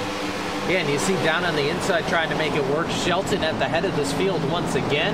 And right behind him, that's Keegan Leahy, and nearly gets sketchy there, but able to put the car in the right place. Now you see Keegan go all the way to the inside. I said nobody was using it there for a little bit. Keegan just did it and was able to get around Casey Kerwin in that 14 car and getting all sorts out of shape, and everybody trying to make it work. Here comes Schoenberg to get around Kerwin now. New colors on that 14, black and red, but now the 55 going to try and make it work as they head back to turn number 3. Door officially slammed. I'll tell you what, for Brian Schoenberg, for as rough of a night as this guy has had, running in P12 is not all that bad as he continues to really hound that 14 to Kerwin. The onboard shot here really showed it as he dives to the inside. Really aggressive on entry, and he'll actually get a very good exit off of the corner. Not completing the pass quite yet, but Brian Schoenberg may be a staple in resiliency tonight as he tries to work back to the top 10, and he'll get that spot from Kerwin. Kerwin also having a very good night, all things considered. He's been working with that pretty substantial damage for a good part of the night, so that might attribute to some of the lack of speed, especially right on these race starts when everybody's really going at it. That 47 Logan to clamp it to the inside. He'll also pass him up, and maybe that 09 David Rattler's next. Yeah, there's a handful of cars that are having really good nights. You typically don't see running up near the front. Marcus Richardson, he's in for a good night. 78 and Christian Challoner, really putting in a good show. Just also keeping track of those guys that got locked a lap down. Follows find himself back up to P3. Keegan Leahy is in 9th. Logan Clampett still trapped in the mid-pack in 14th after he had eventually worked himself somewhat forward up in that field. So these guys are starting to cycle their way through up near the front. Keegan Leahy, I think if he can pick up just 1 or 2 more spots, if we get another caution, I think he'll be in prime position to potentially get competitive out near the front once again. That's the objective, and you can see as we take another one of those live look-ins with Logan Clampett on board with him at the moment. Again, the focus that he has as he tries to maybe find the next driver that is going to be able to get up and get around, uses that flat part of the racetrack, comes back up, and he's got a great view of that Brian Schoenberg entry, who was able to make a move to get back into P11, and now to get into the top 10, he'd have to make a move on Michael Conti. In front of all of this, though, 2 sets of 2x2, a great battle for what would be Marcus Richardson P6 and on back, so there is no lack of excitement as maybe trying to stick a nose where it didn't belong. Clampett thinks better of that one. Yeah, it is getting very interesting in this kind of mid-pack battle we're watching right now on your screen. You see Shelton down to the inside and everybody trying to find a line that works. Is Leahy thinking about it, but I don't think he's going to be able to go 3 wide quite yet. Put the car right where it needed to be, though, if the case had been. And you see right there, Conti trying to go all over the place to try and block the line, and everybody using different lines here, Evan, to try and find whatever speed they can. That black line that was on the bottom of the track earlier on, you can see the rubber has spread to various places all over turn 3 and 4. Yeah, exactly, all over the place, and you can see again those wider shots show you just how much is going on here. We might end up 3 wide. 78 doesn't want that to happen, and I think Challoner maybe lifted a little bit and said, I'd like my race car to be in one piece, please, and thank you, and didn't want to get sandwiched in between Schoenberg and Clampett, 2 drivers who have had quite the up and down go at it so far tonight. Challoner not going to be able to make that stick down low, though. Here comes Clampett swinging by on the outside of the racetrack. He'll make that move. That one is for 11th position on the racetrack. 55 Schoenberg up to P10. And again, Conti's still right there, the 24 Leahy, Nick Shelton, Marcus Richardson. Nobody's getting away, and it seems like we keep seeing drivers like Schoenberg and Clampett making their way forward. Well, every time you make a pass, somebody's going to be going the wrong direction. So if I'm somebody like a Marcus Richardson or even Michael Guest, Brad Davies, who are no longer that far out in front either, I need to get away before this turns into a real mess. That or you need to learn how to run the various lines on the racetrack and be able to defend, because these guys are moving all over the place trying to bank move. The 12 machine kind of looking up the 5 of Michael Conti. Leahy in front is looking at Marcus Richardson, thinking about setting it up a move here down the back straightaway. Chooses not to. They're probably going to get yelled at for calling it a straightaway. Richardson now checking in on the 13 of Brad Davies. You have Michael Guest as well, just a part of this battle as well. And they've just now gotten reeled in by these guys. So it's now one big long train of cars, basically about 5th back to 9th or 10th. And these guys are still fighting hard. Still a couple drivers trying to recover and get their track position back. And we're no further than, again, if this race were to be able to stay under green flag racing conditions, maybe that one more pit stop to the end of this race. So certainly you can see that that sense of urgency has swept over all of these drivers. You talk about people working, you know, that entire first half of the race to get 10, 12 spots. All of a sudden, you get kicked back outside of the top 20. Sometimes a lot easier said than done to be able to just get those positions back, as you can see that number of laps left to go continues to get smaller and smaller. I do think it is interesting, I should say, though, that the cars first, second, third, fourth all started outside the top 10. That got real sketchy there, Evan. Davies caught the wall and is going to get past 3 wide right there on your screen. Keegan Leahy and Marcus Richardson did not lift, and Davies just got caught in the wrong current there, and just 2 cars went right by him. But I'll tell you what, it's about 50 laps to go. These guys got plenty of gas. I don't know if they have any cigarettes, but it's pretty light outside, and I don't think they're wearing sunglasses, but it's time to go.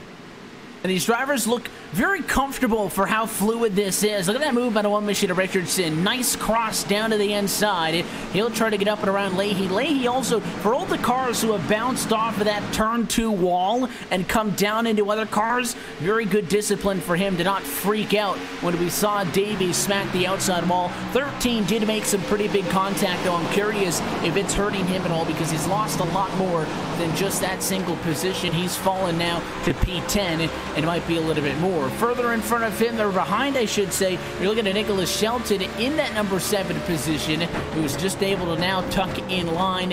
It'll be behind that number 5 of Michael Conti up on the outside of the racetrack, but he is now in front of Richardson, so he'll move into the number 7 position, as you can see on that lower third. And the only car down low in front of him is that 24 of Keegan Leahy, who's doing everything he can to get back up into the picture here, side by side with Michael Guest. And yes, sir, he cleared him, but he didn't want to force the issue. He had a little bit of an opening, and now finally he'll make that final step up a half a foot, get in front. So Keegan Leahy back to the top 4.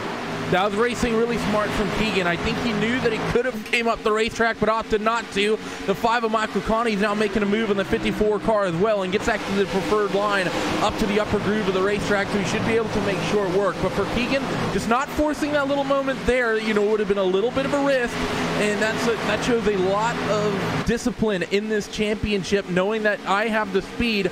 I'm going to get the pass done on you regardless. I don't need to rush it. We have enough time left in this race, and everyone, I think, still are pretty much going to owe us a pit stop, considering we went back to green flag racing on lap number 102. I don't think anyone will be able to stretch it to 65, 66 laps to get it to the end. Of course, there's a couple laps under yellow before that, indeed. The 27 of Jimmy Mullis is going to be the next one that Keegan Leahy will have to get in. And this is the time of the run that these Phenom cars tend to start picking up a lot of pace, and we've seen Ryan Michael Luza open up the gap to Ray Alfala, and Keegan Leahy has gotten really pacey and driving around cars as well.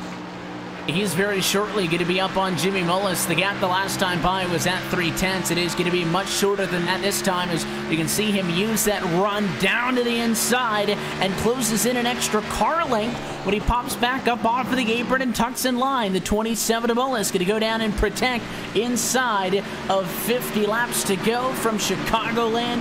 This final portion of tonight's broadcast is brought to you by Blue Def Diesel Exhaust Fluid, the #1 selling DEF in America. Largest gap between first and second all night, in favor right now of Ryan Michael Luza, 1.9 seconds in front of Ray Alfala, who's about equally in front of Jimmy Mullis, where we see all the action.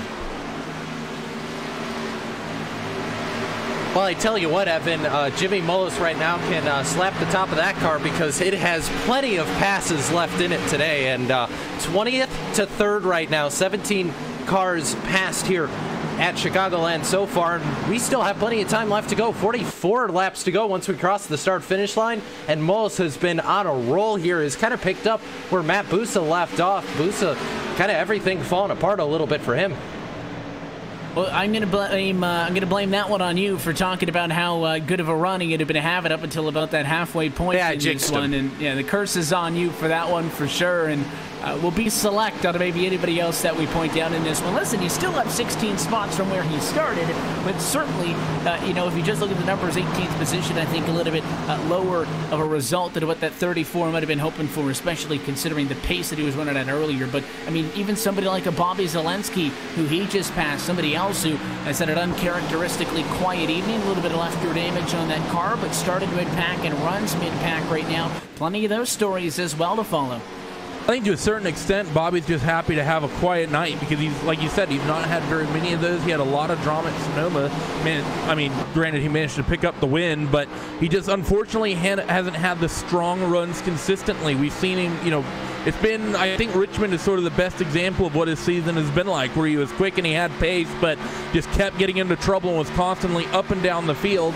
Tonight, Bobby, he has the benefit of having a relatively smooth and probably stress-free race, but it does come at the fact that he is running 18th, which for someone who was in your top 4 in points last season and who wants to be another championship contender and probably has the talent to be a championship contender, is not where you need to be running this deep in the season. So for Bobby, shows a lot of pace, shows a lot of talent, but he needs to pull something out of it here late in the season in the last couple rounds. I think specifically working on his qualifying game will really, really help him out, because I feel like he is constantly running, you know, starting these races 12th, 15th, 18th, you know, relatively deep in the field, and he doesn't have the pace of his teammate Ray and Racetrim to run through the field the way that Deuce can.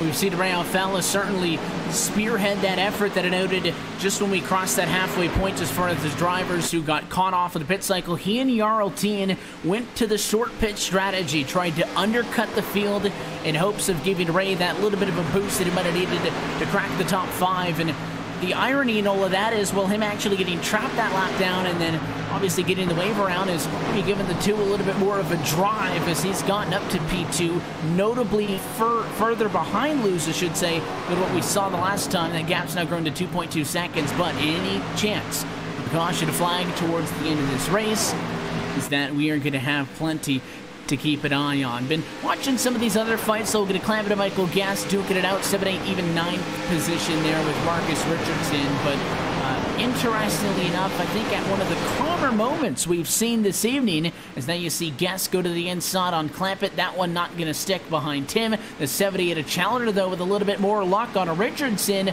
well, then the one will pull back by him. By the time they get to turn number 3, it's not going to deter Challenger, though. The 78 going to make another aggressive drive, and the one spotted that one from a mile away, crosses him over, but he can't complete the move. And the move is going to be completed by Christian Challenger, who now slides up the P9. Yeah, and Challenger is slowly working his way through the rest of the field right now and has done a fantastic job. Some get into a little bit of an issue earlier on with Nolan Scott. It brought out one of the cautions, but Challenger's kind of shaking that off and is up 8 positions right now and is the best we've seen that car all day. So curious to see what he's going to be able to do. Richardson not letting him go, though, still with him as they come off 4. Still with them as they come off of 4. I mentioned Jarl Tien was Ray Alfala's short pit buddy. Well, Jarl Tien has short pitted already. 1 lap down, 35th in final position, because he is now good on field at the end of this race. If he's coming in, then that means I'm expecting everybody else ready to be coming in. If you pit at any point now, you're certainly going to be good on fuel. So how long did the drivers wait to come in with about 35 left? I think you need to come down earlier. I think this is a brilliant, you know, situation to potentially shortcut it. But with that said, we've already had one point tonight where the driver who came down pit road early got locked down a lap, so they may be a little bit apprehensive about coming down pit road early. But I think if you're Ray Alfala, if you're Keegan Lay, if you're the likes of Jimmy Mullis, Michael Connie, Nick Shelton, I think the only way you have a chance of pulling off this race win is by coming down pit road before that 6th car of Ryan Michael Luza, getting on the new tires and putting in some blistering laps and hopefully coming out with the race lead and then trying to defend. I think if you just essentially come down when Ryan does, unless you get the you know, the dice goes your way and you get a caution that comes out that really helps you, I don't think there's any way you can really contend with Ryan right now, what with his 2.5-second lead. And maybe that forces Alfala or Leahy, Mullis, anybody into a position to come down and get that short pit. The last lap for Ryan Luza was a 31.069. We compare that to his fastest lap of the race, which was a 29.0. You are talking about 2 solid seconds of fall off. And when you're somebody like a Ray Alfala, 2.5 seconds off, pit before him, that's exactly what Alfala is. The 2 cars in, and he's got a lot of company down on the pit lane with him. A lot of drivers coming into the pit lane this time. The die has been cast there, Evan. The question is, how long does Luza wait? He can't let himself get undercut by the pit strategy here, or else he'll throw away the race win. And there you go. You see the counter move from Luza down pit road this time. I don't know if that's going to be enough time for Alfala to close that gap completely, but it forced Luza's hand. Luza comes down now. A clear reactionary move by the 6 of Ryan Luza. He has to come down pit road.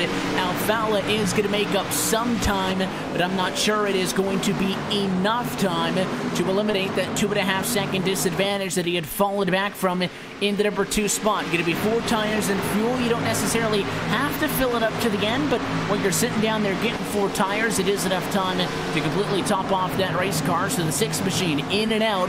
Where does he blend back out on track with Ray Alfala? There's Ray, high side of the racetrack as he cycles through the corner. He was just in front of RLT, and when you follow off to the corner now, there's the 2 of Ray Alfala headed to turn 1. The 6 of Ryan Luza trying to get up the speed on the flat of the racetrack. They're going to intersect off of corner number 2, and the 1 lap difference is enough. Ray Alfala gets around Luza.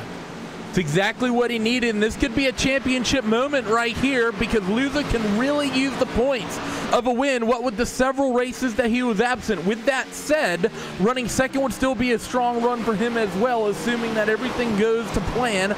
We don't get a caution that locks these guys down 1 lap. So the question to me, Evan, is if you're Ryan Michael Luza and you can reel in that 2 machine of Ray Alfala late in this race, do you really push for him for the win, or do you play it conservative, just accept the second place run and not risk getting a DNF on the night and really hampering your ability to potentially get into the playoffs at the late stages in just a few weeks? You just saw that 6 of Luza split some lapped cars 3 wide. I don't think the 6 machine has really all that many intentions of taking it easy. Yet again, he was faster than Ray Alfala last run. So there's no doubt that he probably is still faster than him. So Ray Alfala had to go for the undercut. It would have helped the 2 out more if that 6 had stayed out for a little bit longer. He's right behind him. I think Luza is going to catch Ray, but we have seen this racetrack be very racy tonight. That 2 machine is going to have to work him hard. I think if you let Luza get by you, though, you're not going to be able to get back up to him, and that 6 is doing a very impressive job of closing in. The 6 machine had 2 things in his favor. I guess the 2 machine, I should say, Cisco, had 2 things in his favor there, and that was 1, pitting that 1 lap sooner, but also having a quicker time on the pit lane. So that's why the 6 lost so much time, but he's right on the back bumper. It's going to be a battle for 15th at the moment, but this could become a battle for the race win at Chicago, and the 6 is all the way on the inside. He's got the position to turn 1. Can he clear the 2 of Alfala? I think he's barely going to get him off of the corner. Yeah, he does get him off the corner there, pass complete, and I think what Ray had to do there was take away the line from Luza, and he wasn't able to because Luza went all the way down to the grass. Alfala stayed on the racetrack, and that's all it took. Luza back out in front of Ray, and we saw quickly the leaders were going at it. Lead now in the hands of Zach Novak, but Ray Alfala can only watch as Ryan Luza could drive away here. Good set sail, and if you're Rain, you're going to come up with a counterattack, Randy. It's going to happen now, but I just don't see that 2 getting that little bit extra. You never know. Again, maybe get a little bit of new life pumped into you there, not being 2 or so seconds back, but I think that 6 of Luza being able to overcome the undercut that Ray successfully did. He did what he tried to do, and I think it was a smart decision by the 6 to immediately respond, counter that with his trip down to the pit lane the lap after that. That could be the race-winning move for the 6 team. Could very well be, but it's going to be interesting to see what ends up happening here. I don't think Ray's going to be really in contention here to pull off this race win for sure, just because we know that the Phenom cars and Luza in particular is amazing on old tires, and his tires are 1 lap newer than Ray's, so Ray's going to have to try to pull that advantage somehow back his way, and I don't think there's any way to do it. I think if there's any way right now, if someone other than that 6 car ends up on victory lane, it's either going to come from trouble for the 6 or some sort of trouble somewhere else that brings out a caution. The 6 car goes on the wrong strategy in terms of pit road, either taking maybe 2 tires when he should have taken 4, not coming down pit road when he should have, etc., etc. I think that's the only way that 6 car doesn't end up in victory lane in 25 laps time. Not much time left, and of course we should note, as we see the green flag pit stops continue to cycle through, your current race leader is the 15 of Zach Novak. You're on board with the 57 Latorello. Caution flag, spinner on the back straightaway. Up on the outside, it's the 29 of Brandon Pipgrass. I was moments away from mentioning that this was the longest green flag stretch of the night, and there it is. Caution flag as Brandon Pipgrass on his own loses the handle. Second time we've seen an incident just like that, and all of a sudden it is a whole new race. And Pipgrass just, unfortunately, car got loose. Nothing else beyond that, Evan. Just either out of the groove or old tires. You know what that reminded me, though? That reminded me very much so of the incident that we saw Brian Schoenberg have happen earlier. Same sort of bobble out of the 29. Just car gets loose off the corner and isn't able to save it. But, you know, turn 2 here, we mentioned the fact that that backstretch isn't straight. The car doesn't completely let the load down because you don't have a straight backstretch, and there's just a tad of banking in it. Maybe contributed just a bit to that spin. The race leaders are going to be headed down to the pit lane, but for Ray Alfalla and Ryan Lewis, this is a big loss for those cars because they had gotten back up to 10th and 11th position, Randy, but everybody else in front of them who had yet to pit are coming down pit road with them. So they have effectively given away those positions, and the call by Novak and Vincent and all of these other cars to stay out and stretch it, that could be a race-changing decision. There's already a race off of the pit lane, and it is not even going to be close. Zach Novak was the first car down pit road by a mile. He'll get his 4 tires and fuel and just stroll back onto the racetrack. Yeah, pretty good pit stops up and down the field. It looks like everyone coming down for tires. There's a little bit of a 3-wide battle coming off, but I think those cars buried deep in the field. Jimmy Mullis was a part of that, but it's going to be interesting to see who ends up getting strong here and who isn't, especially because there's going to be a lot of luck, I think, coming into the finish of this race. Everyone comes down and gets tires. I think if it goes to the end, you have a good chance of the likes of Luza and Alfalla potentially running through the field and getting up near the front. But we also know that when we get these late race restarts like this, it's pretty likely that we chain together almost 20 laps of cautions to get near the end. So it really is anyone in that top 10, depending on how the luck falls and how the dice roll, it really could go to anyone at the moment. Certainly a wide open game at this point, and you know, in front of Novak, plenty of cars getting waved around, just trying to confirm that he will in fact maintain the race lead in this one. And looks like that time by the start finish line scoring does cycle through, and it will be Zach Novak. So it is going to be, you know, a completely different complexion to this one. Novak and Vincent 1-2, Diaz and Reynolds 3-4, Mullis Scott 5-6, Latorello, Bergeron 7-8, Pipgrass 9, and then you will find Ryan Lewis at P10. Nick Ottinger was in front of Alfalla, no longer going to be the case, so Ray Alfalla going to be in P11. So you've got 9 cars inserted in front of the battle that was going to be for the race lead. If we stayed green, the top 9 cars at a racetrack right now have to come down pit road, and they do not have as good of a chance to win this race as they do now. But first, it was the short pitch strategy that didn't work out, got you trapped a lap down, and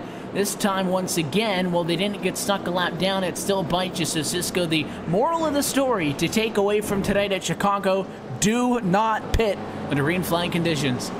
Yeah, and this is going to be interesting for Zach Novak. You see a little bit of damage on that number 15 Sim Speed Shop Camry, and the question is that going to affect that car at all? I don't know. I mean, this is 1.5 miles, but it depends on where he got it. It depends on how serious it was, what kind of incident it was. So, yep, you see it zoomed in right there. There's the damage to the right front of that SSS car. The question is, can he hold on to it, or is Corey Vincent going to get a better restart? That's a whole nother matter? Will Philip Diaz be able to jump to the inside line and try and 3-wide it? I just don't know. What I do know is Ryan Luza is back in 9th, and he's going to have to pass 8 cars to get back to the lead here, Evan. 8 cars on equal tires. Remember, when he was working his way through the field after clearing Alfala, they had the tire advantage. Does he have a very good race car? Yes. You have a race car that can pass 8 cars in 20 laps, Randy? I don't know, with 147 complete this time by. And especially with some of the most aggressive members out in front of him. I mean, he's got Brandon Pitgrass and Alex Bergeron on the row in front. Those drivers have been known to really throw some blocks potentially. I think especially Alex. You have Nolan Scott and Joe Letterello potentially in for season best finishes. They don't want to let that slip. Also, Jimmy Mullis, Phil Diaz is in a similar situation to them. Corey Vincent, Zach Novak leading. Is going to be an aggressive top 10 for the 6 and the Deuce to try to run their way through. No race winners this season, 1st through 8th position. As the pace car heads off and in, 20 laps still to go for the Chicagoland Speedway. Green flag in the air, a lot of tire spin. Outside, and there's going to be contact. Nolan Scott's into the outside wall. He comes down into traffic, and there is a big mess on the front straightaway. Just like that, parking lot. That parking lot junkyard, call up Dale Jr. because we got a couple cars for him after that one. Huge accident coming to the green. And oh dear, let's take a look at this one. What on earth happened? Yep, there's the wreck already happening, unfortunately. We'll see if we can wind it back. Bergeron goes to the outside and just gets into the 16 of Scott, and it's on from there. And the O2 goes high because there was a big tire spin from the 16, and initially I thought it was the 16 at Nolan Scott who went up and blocked, but it was not. It just looked like that O2 machine of Alex Bergeron went high and then wanted to either come back down in line or try to pinch that 16 down a little bit, and he just goes up and wrecks him. And watch the car they come down into. Well, that's Keegan Leahy, who gets a direct hit from those cars coming off of the outside wall. Alfala was down on the apron and somehow escapes that one. I think Luza as well, and the 6 machine will escape that one. So those 2 drivers notably got on by, but right there is the big contact. Keegan Leahy, somebody who all night long has had such a good run. He's involved in that accident. Many of the drivers who, no more than 25 laps ago thought they were in a pretty good position are involved in this one. You see Bobby Zelensky with a lot of smoke and somehow finds a way through as the seas part for him. Many of other drivers not quite as fortunate. That's just the way it goes on these late race restarts. You have to be lucky to a big extent. The wrecks have to fall your way. It's almost like playing poker. Yeah, there's a lot of skill involved with it, but sometimes that car that's up to your right, it needs to not break down to the bottom of the racetrack 1/10 of a second sooner than it actually does in order for you to slip through. It needs to cut left instead of cutting right. And the 24 car, he gets the short end of the stick. Ryan Michaeluza and Ryan Alfala, they're able to keep themselves alive, pick up a lot of track position, notably on that. So instead of restarting 11th and 12th, they picked up a bunch. They're going to be restarting 5th and 7th. Yeah, they lose a half dozen laps potentially to run the way through the field, but they basically cut the number of cars out in front of them in half. It is good news for them in that respect. Luza also picks up one additional spot compared to Alfala, so he'll be P5. Alfala going to be in 7th position. Is this maybe also in some sort of a way good news for somebody like Zach Novak? Cisco, we've pointed out the damage on the right front of the number 15 machine. He started in 19th position. Nothing against Zach Novak, but hasn't shown race-winning speed thus far. This yellow takes probably 5 laps out of the 20 laps that we had just taken to go in this race. So could this possibly work in favor of the 15 if he gets a couple more quick yellows? If he gets a couple more quick yellows, yes. But I think if they get a shot at a green flag run at the end, I mean, that entire incident moved Ryan Luza from 9th to 5th, and it moved Ray Alfala up to 7th. So I would not be feeling too great right now in that 15. You would need those couple quick cautions. Otherwise, yeah, the guys who controlled this race, yeah, they want it back, please. They're and make sure that they're going to absolutely give it the roll as well to try to slide it back up into this one. Of course, you can't only talk about Luza Alfala, many other drivers in a mix as well. Jarl Tien, again, somehow gets through that one with somewhat of a race car in the 3 Chevrolet, so he's P10.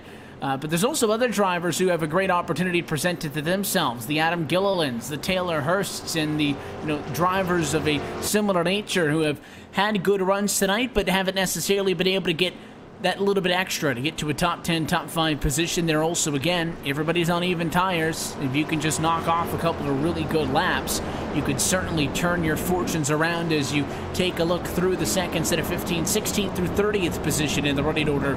On the left-hand side of your screen, you can see how many positions drivers have either made up or lost thus far in this race. Big questions going forward is, how many laps are going to be left on these restarts? Well, as the pace car comes by and the lights go out, we get set for a 15-lap to go restart. So just like that, 5 laps of that 20 to go are gone.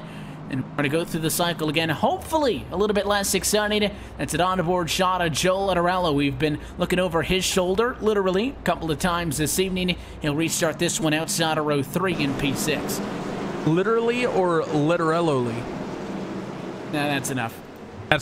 Yeah, but you're right. Talking about those cars that have a good run, I'm actually really excited to see what this 8 of Adam Nealon can do, because typically he doesn't qualify well, tends to qualify about 30th, so it's rare that he gets a good opportunity to get a race win unless it comes on some crazy pit strategy like we saw at Charlotte, where he was on super old tires and was almost never going to work. Now he finds himself restarting in the top 10, is on equal tires with everyone else. If he can run a little bit defensively, he could be in for a season best finish in that 8 car. This car going to be in this time. Less yellows means less puns, as Zach Novak is trying to maybe pull a rabbit out of the hat in this one. Corey Vincent, that Peak Chevrolet up on the outside. They are the front row.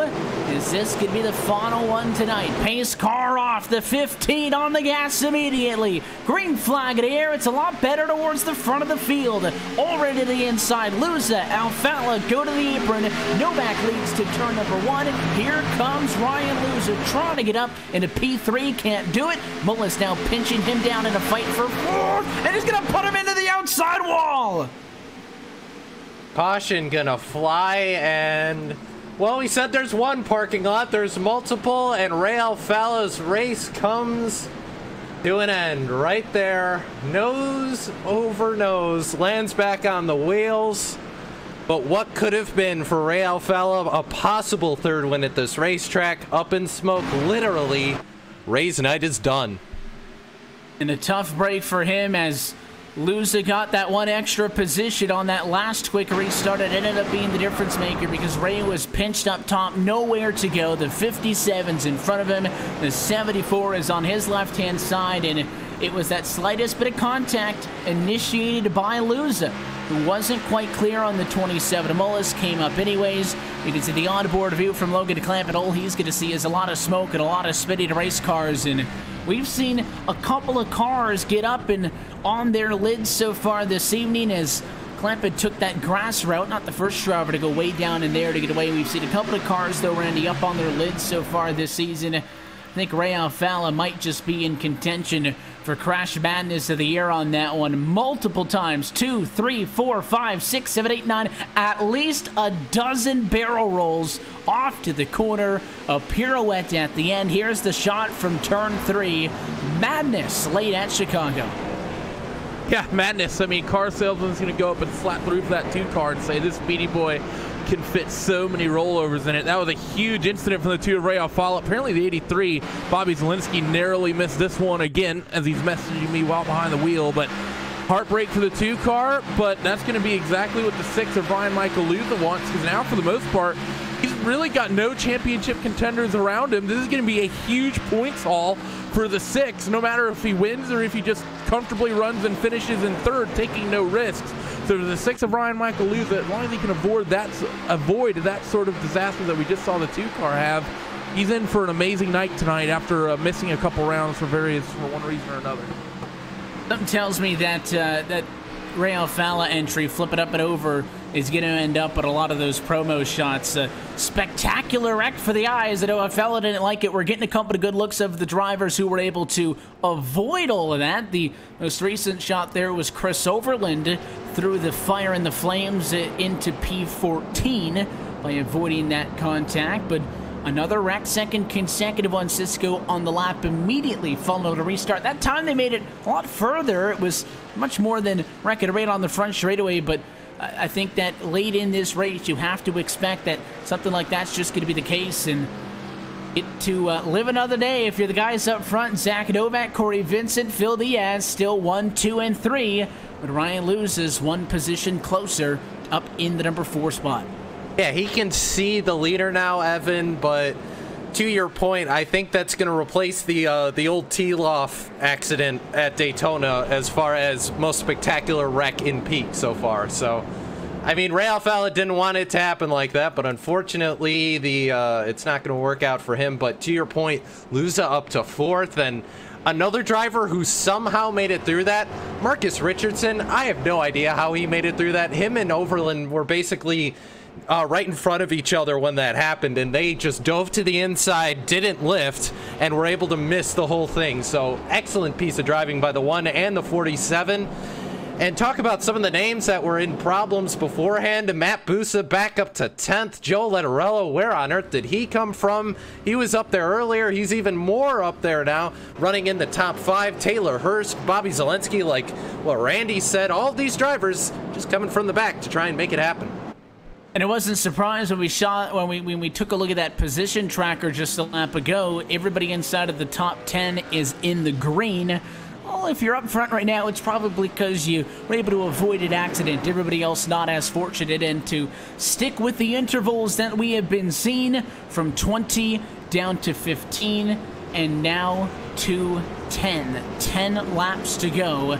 This time by for the restart, Novak Vincent once again on the front row. The 15's been doing awfully good at these restarts, Randy. We kind of hypothesized a little bit ago, me and Cisco, do these yellows work out for Novak? Well, he needed a couple of them. He's gotten 2. I think at least maybe 1 or 2 more might be required, because the more cars that rack out, sure, some of those fast cars are being taken away, but that 6 Alusa continues to find a way through. And not only does he have to worry about those guys charging through the field, but eventually Corey Vincent or Phil Diaz is going to find something on a restart here and really make things fun off and into the corner. Yeah, it's going to be interesting to see what happens here. Phil, I mean, this is a season-best run for him as well. One of the drivers with 4 World Championship licenses on the sim right now. He's in both the World of Outlaw Series, of course, this one, and he races in the Rallycross World Championship as well. So good to see him having a good run. Like I said, I think Ryan's the favorite, but I don't think he's going to be hyper-aggressive. I think he's going to play the points game here as the pace car comes off and Zach Novak gets on it. We're back to green. Back in green flying conditions. 10 laps to go for the Chicagoland Speedway, but it was very good for the 15. He's clear of the madness off and into the corner. Meanwhile, the 6 Alusa, he's stuck behind the 10 and a 9. Here comes Philip Diaz. He wants to move in a number 2 position. He can't get clear. They're side by side down the backstretch. Where did he come from? Another driver who's made his way up through some of these accidents and on pit strategy has worked his way up to the top 5. But here comes Luza around Corey Vincent, and caution flag back out on the racetrack. Seeing smoke coming out of Keegan Leahy's number 24 machine, but it was in front of him. Looked like that one of Marcus Richardson, who goes around, and the caution flag will come out, and yeah, that's not really going to work. Right here, you'll see the contact down the back straight away and 4 wide. Highly recommend against that. A situation where you're late in a race, Randy, you're not going to lift, and the one tries to split the difference, and there was just not enough real estate to do so, and unfortunately, Richardson does a very good job in his case for saving it, but at that point, everybody was getting so stacked up behind that right there, he's going to get more contact, and it's on from that point. He's really the only driver to get a ton of damage from that when a couple of the cars are bouncing off of each other, but at the end of it all, I think the 1 is the only car that actually ended up into the fence. Yeah, I think you're right, and I think that's somewhat fortunate, a little bit of karma for that, because I really do think that incident is all on the 1. He tried to just sort of, there was exactly a car width gap, almost exactly, and he tried to make it fit, and it just, I don't think that was ever going to work, especially on the entry to the corner. Yeah, it's nice to see people running aggressively, and, you know, people always defend themselves. Oh, it's late in the race, no, you're not ever going to lift. Well, that's not what wins you championships. It's not what gets you consistency, and it's what often makes you late in these races going for what is in reality like 12th place, end up in a big accident and throw you into the outside wall. So sometimes it's nice to have a little bit of a taper on yourself and know when it's best to lift that right foot off the ground a little bit and survive to the finish of the race, as opposed to putting that car into the inside or outside wall.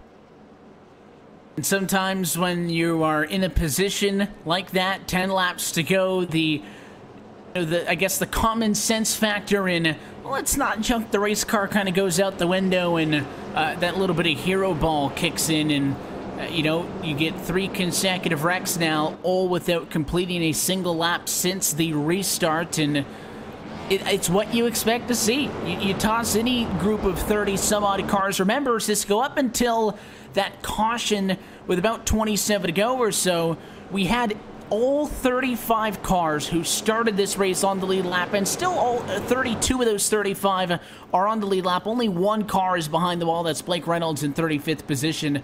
So all things considered, up until this point, has been a very disciplined race. Now, the last 17 laps or so wouldn't imply that. However, this race had been very good up until this point, and I think that a lot of what you're seeing is just it's very difficult to get a restart with this little time left to go to race. And a lot of drivers, we mentioned at the top of the race, coming into this, the 4th to last one on the regular season, starting to feel those pressures, trying to get that little bit extra to dig themselves out of a hole that might, you can't solve it in one night. You know, you got to work over these next 4 weeks, including tonight, to make up those positions if you want to fight for a championship and make the playoffs. But a lot of guys trying to make 4 races of work in one evening, they see a couple of wrecks, they see some big names get taken out, and kind of coax themselves into a false sense of security, get a little bit too brave. Well, I'll tell you what, Evan, I'm not sure if this is going to end under the green, because if I'm Zach Novak, we talked about it earlier, he would need quick cautions. If I'm Zach Novak, I have control of the restart. I am going to stack up this field as much as I can. Oh, and even when he's been going early, they've been struggling with the tire spin. So if he goes any slower, I still think that he's going to get the same results. And if the 15 machine, listen, you got to do what you got to do.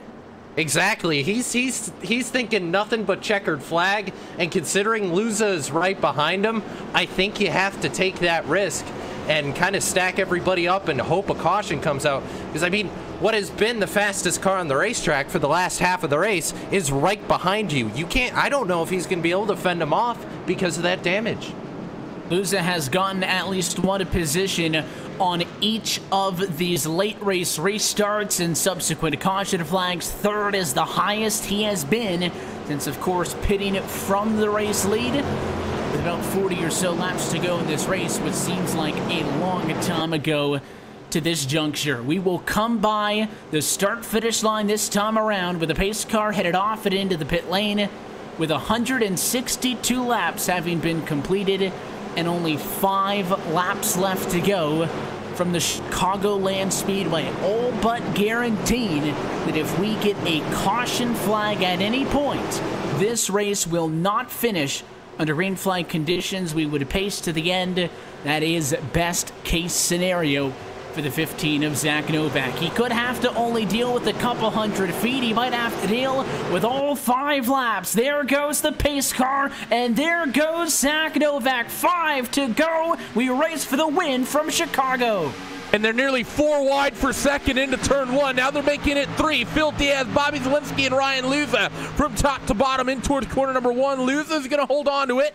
Bobby Zielinski gets himself up to 3rd, maybe makes a little bit of a touch with the 9 of Phil Diaz. He's trying to hold it on the outside of these two. Bobby looks down to the bottom on Ryan Luza. Nothing going to go there as Diaz tries to hold the top. The 83 is checked in, and he wants to take full advantage of his opportunity to maximize points.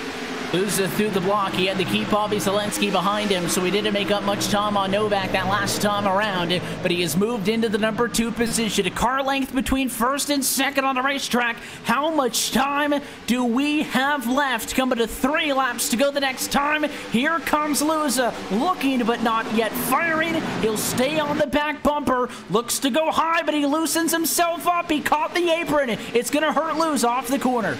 And all of a sudden, Bobby Zielinski is right with them. 3 cars battling for the lead at Chicago. Rolls spraying sparks as they head back off at 1 and 2 as both your 1st and 2nd placed cars scrape the wall as they went off and into the corner. There it is! Caution flag with 2.5 laps left on the scoring pylon. Wrecking down the back straightaway is the 1 and the 13. I think Brad Davies is going to get the worst of that one. The replay will show that he was a victim in contact between the 14 of Casey Kerwin and the 11 of Colton Davis. All that means, though, is Zach Novak hangs on, and he will pace to victory in Joliet.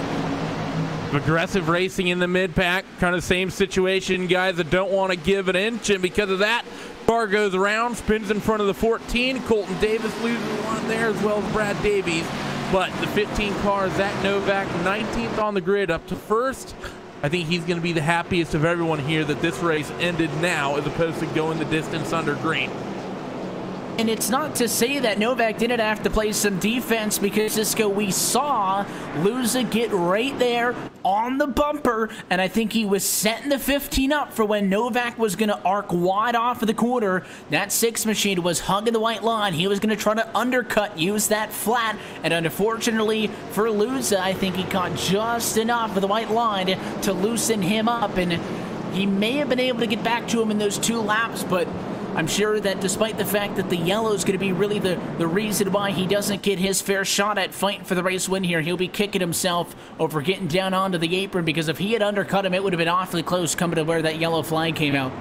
Yeah, but you just don't know, Evan. You can have the spotter telling you where everybody is if there is going to be an accident. Derek Bordeaux was up on the box for Luza, and unfortunately, that was the battle for 11th that brought up the yellow, and it's going to save Zach Novak here. I would have been curious to see if he would have been able to hold on. Bordeaux, or Luza rather, was right there, as was Zelensky. Just ran out of time right there. You can see a wave around car going to go up top. It's Nolan Scott, but again, simply just a formality in this one. This race is not going to restart, and what an evening. I know Luza not going to be happy with the second, but he could have easily ended up like a Ray Alfala, who made an undercut. 40 laps to go in this race. Randy, we're thinking that Ray Alfala has a good shot at winning this race. He will end up, I should say, 34th out of 35 cars. Yeah, he's not going to be too happy with that, as these guys get ready to roll off turn 4, and the 15 gets ready to take the checkered. A little bit of pit strategy, a little bit of luck, and a little bit of dazzle at the end of it all. Zach Novak at a pace to his first win of 2018. A winner in a NASCAR Peak Antifreeze iRacing Series tonight from the Chicagoland Speedway is Zach Novak. What a win by Novak. Was able to hold everybody at bay there, and fortune favored the 15 today. And I'm sure Todd Kirkwood's out there right now watching his driver go to victory lane. And it's been a fairly good couple days for him. He got the win on Sunday with, or he got second place rather on Sunday with Andrew Fash III. And now he gets the win with Zach Novak. So the Kirkwood Transportation Gang, Sim Speed Shop, they've got to be extremely happy with this finish. And they'll let you know just how happy they are as he's going to come by this time and celebrate. And Zach Novak makes his way to the front straightaway. Let's take a look top to bottom. These are your RaceSpot TV full race results tonight from the Chicagoland Speedway. Novak 19th to first, does not pit, catches the yellow, and then catches 4 more. His first win of this season. Ryan Luza, oh so close to the charge back up front. He'll have to settle for a P2. It is a good points night for the 6, who entered tonight 10th in the overall championship standings. Bobby Zelensky comes home 3rd tonight, Phil Diaz 4th, and Ryan Lowe 5th. We'll try to catch up with all of them trackside. They're part of the RaceSpot TV post ratio. Chris Overland just outside of that top 5, coming home at a P6. Michael Gass 7th tonight. Corey Vincent comes home at 8th. Brian Schoenberg 9th, and Matt Busa rounds out your top 10. Busa, after talking about the fact that he was having a disappointing run, somehow pulls off the top 10. Joe Letterello, fantastic night for him in 11th. David Rattler in 12th. Andrew Fayash in 13th. Logan Clampett back in 14th. Casey Kerwin 15th. Chris Shearburn in 16th. Jake Sturgio 17th. Michael Connie, not the night he wanted. 7th is where he started. He finishes in 18th. Nick Shelton, another one who started up front, who finishes deep. And Nick Ottinger will round out the top 20. Brandon Pipgrass had one heck of a day. He's going to finish 21st. Adam Gilliland, same story there. Christian Challoner, it was looking so good for him. Everything falls apart for him. He'll finish 23rd. Taylor Hurst, 24th. Brad Davies involved in one of those final accidents, 25th. 26th to Marcus Richardson. 27th to Keegan Leahy. It was all looking good for the 24. Led this race at one point. Didn't work out for him. Jarl Tien, same story. 28th. 29th to Colton Davis. Alex Bergeron rounds out your top 30. And then one other driver to be able to come home at a lead lap tonight, 31st position for Jimmy Mullis, who also completes all 167 laps. Casey Tucker, oh so short at the end of it all, 32nd place result for the driver of the number 28 machine. Olin Scott comes home 33rd. Ray Alfala, a very disappointing 34th. And Blake Reynolds, only driver to actually get a DNF in this one, going behind the wall before the end, rounds out your field in 35th position. That's a look top to bottom at your RaceSpot TV full race results. We'll step aside one more time, and when we come back, we'll get a word from Zach Novak. He's your race winner tonight for the Chicagoland Speedway. You're watching the NASCAR Peak Antifreeze iRacing Series on RaceSpot TV and the iRacing eSports Network. The post-race show when we come back. Section PU 402, row 41. Jimmy Johnson, the fastest gun in the West. Section 104, row 4. Blaney got it first win. Section 25, row 3. What a year for Bubba. Section O, row 25. Keselowski's going to win at Talladega. Section 156, row 4. Kurt Busch to the lead on the backstretch. Section 233, row 1. Martin Truex Jr. wins. You get a seat, but we doubt you'll ever use it. Grab your seats at NASCAR.com/tickets today.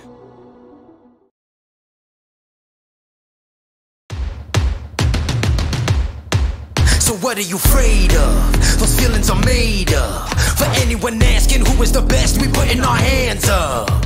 4 more kilometers. Oh, there we go! They touch! This time, like the last time, I'm moving so fast, I'm ready to ride. Frankie! Down to the inside of Hoosie's off! Ottinger throws the block, and he will keep him behind him. My time. None of you people can tell me to stop. Lower the lights down. Hand over my crown. Hand over my heart. I do this for my town. I do this for my crowd. So turn me up real loud. My time. None of you people can tell me to stop. Turning the track up. I'll never go back down. Hand over my heart. I do this for my town. I do this for my crowd. So turn me up real loud. My time. None of you people can tell me to stop.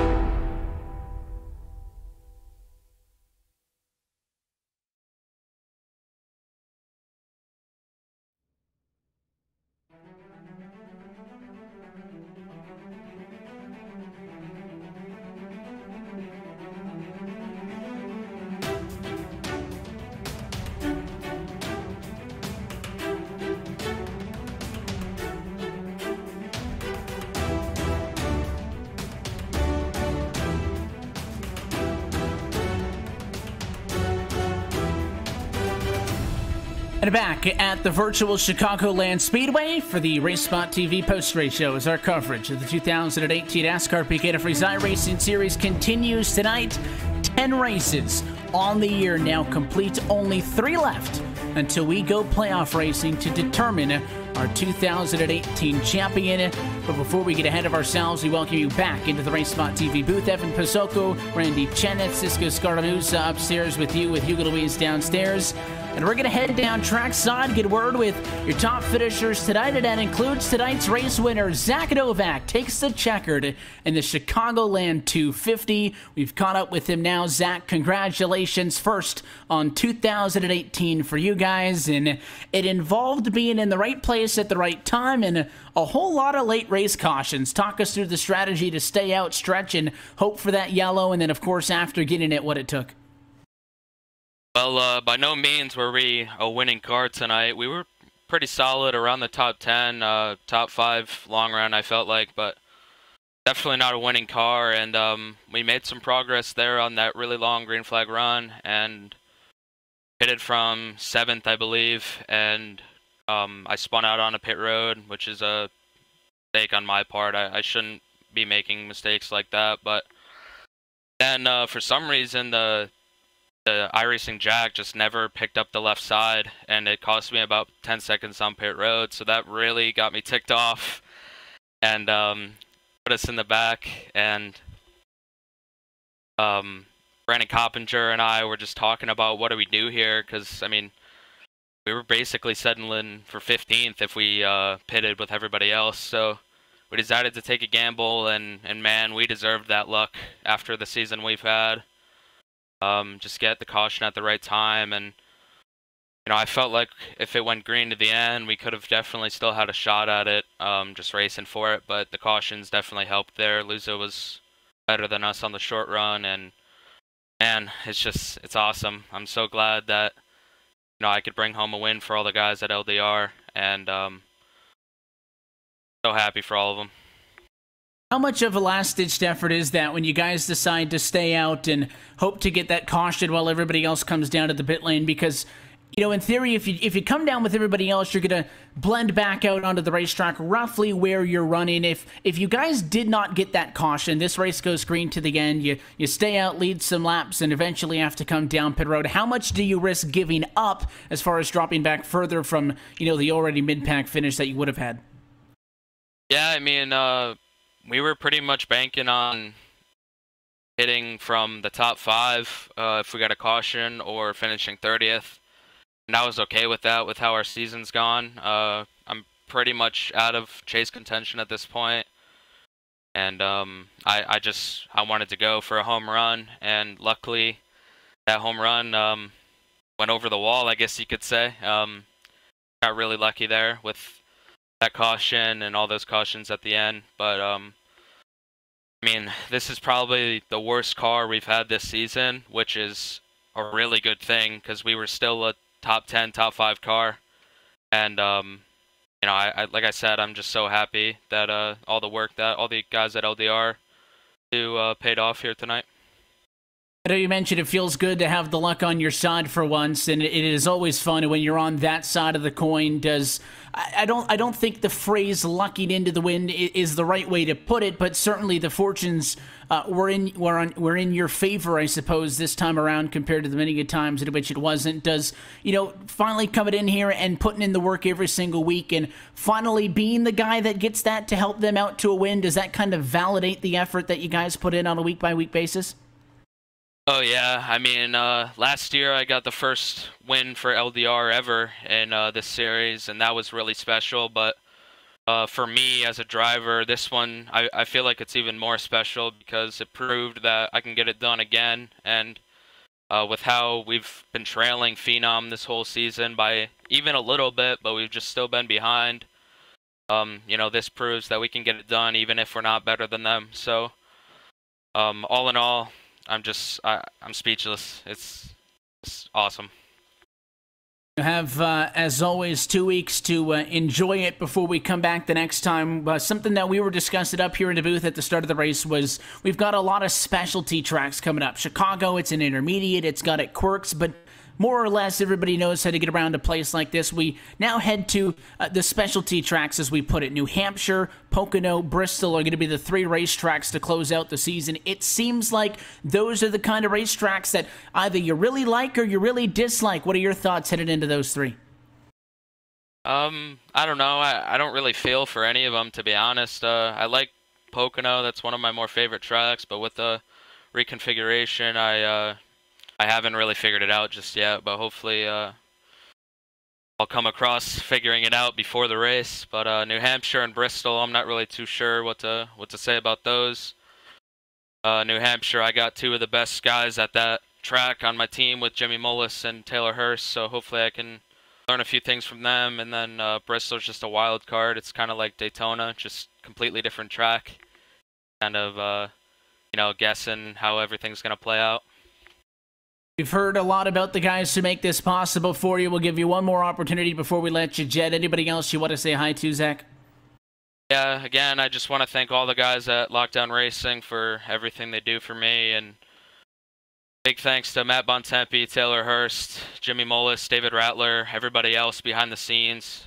Big thanks to Brandon Coppinger and Logan Sheets. I don't thank them all the time. I just forget to with these interviews. And they're a really big part of helping me out in this series and in these races. And Logan wasn't able to make it here tonight, but I still feel like he's here. It's a group effort over here at Lockdown, and really happy to get a win for them. Thanks to Slip Angle Motorsports as well for helping us out this week.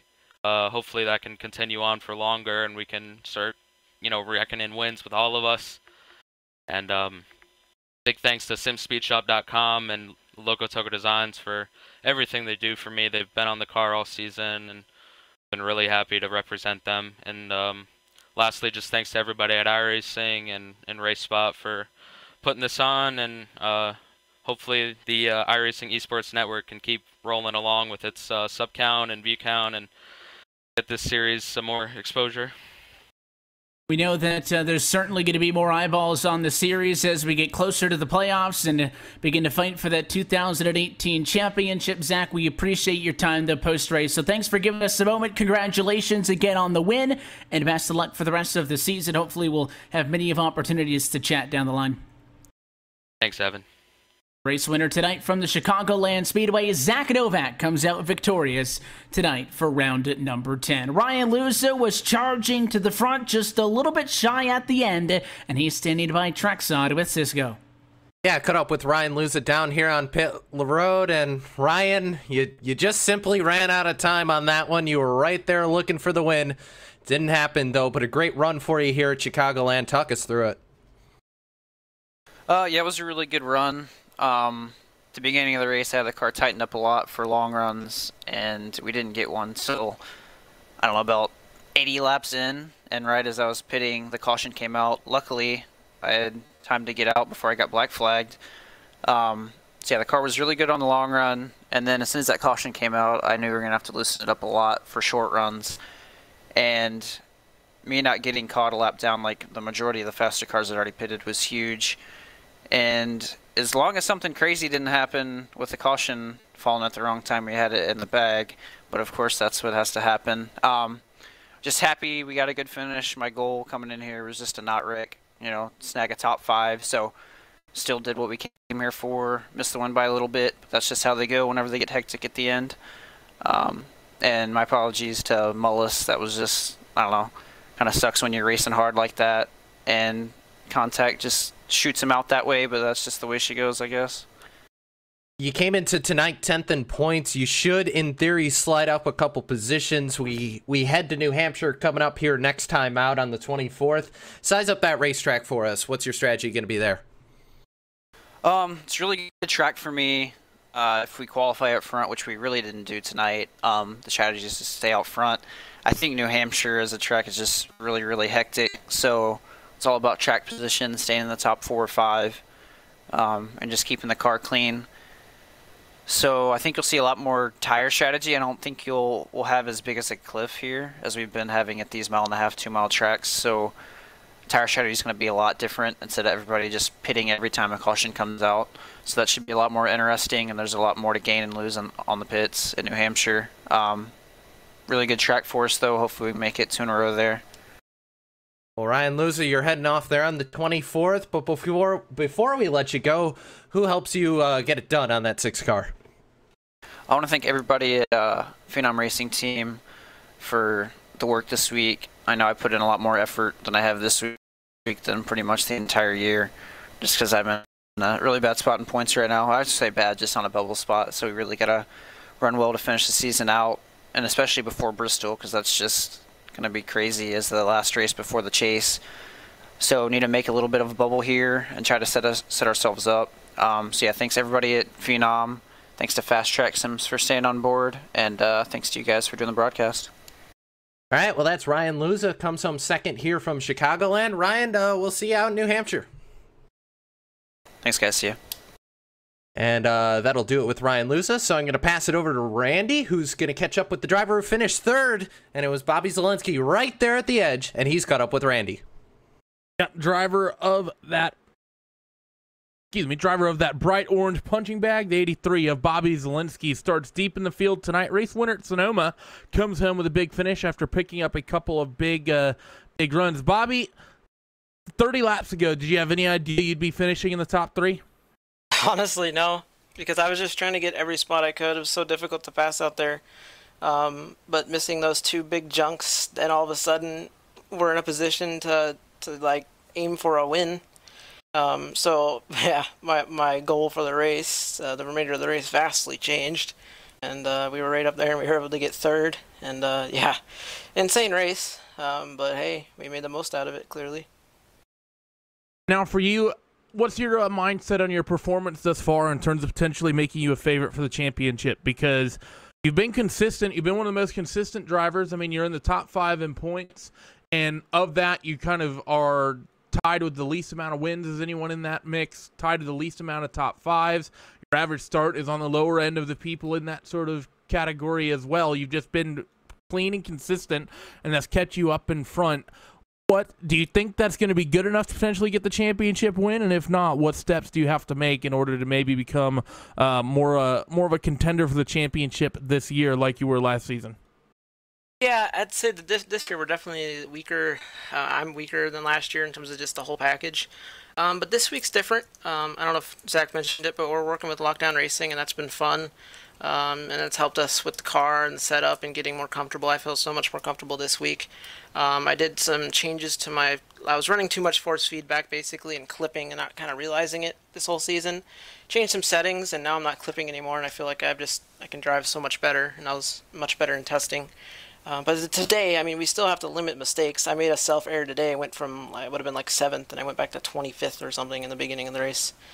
And that's honestly why I kind of got stuck back there. But I think looking on the season, I have room to improve. Obviously, everyone does, but it's looking better now.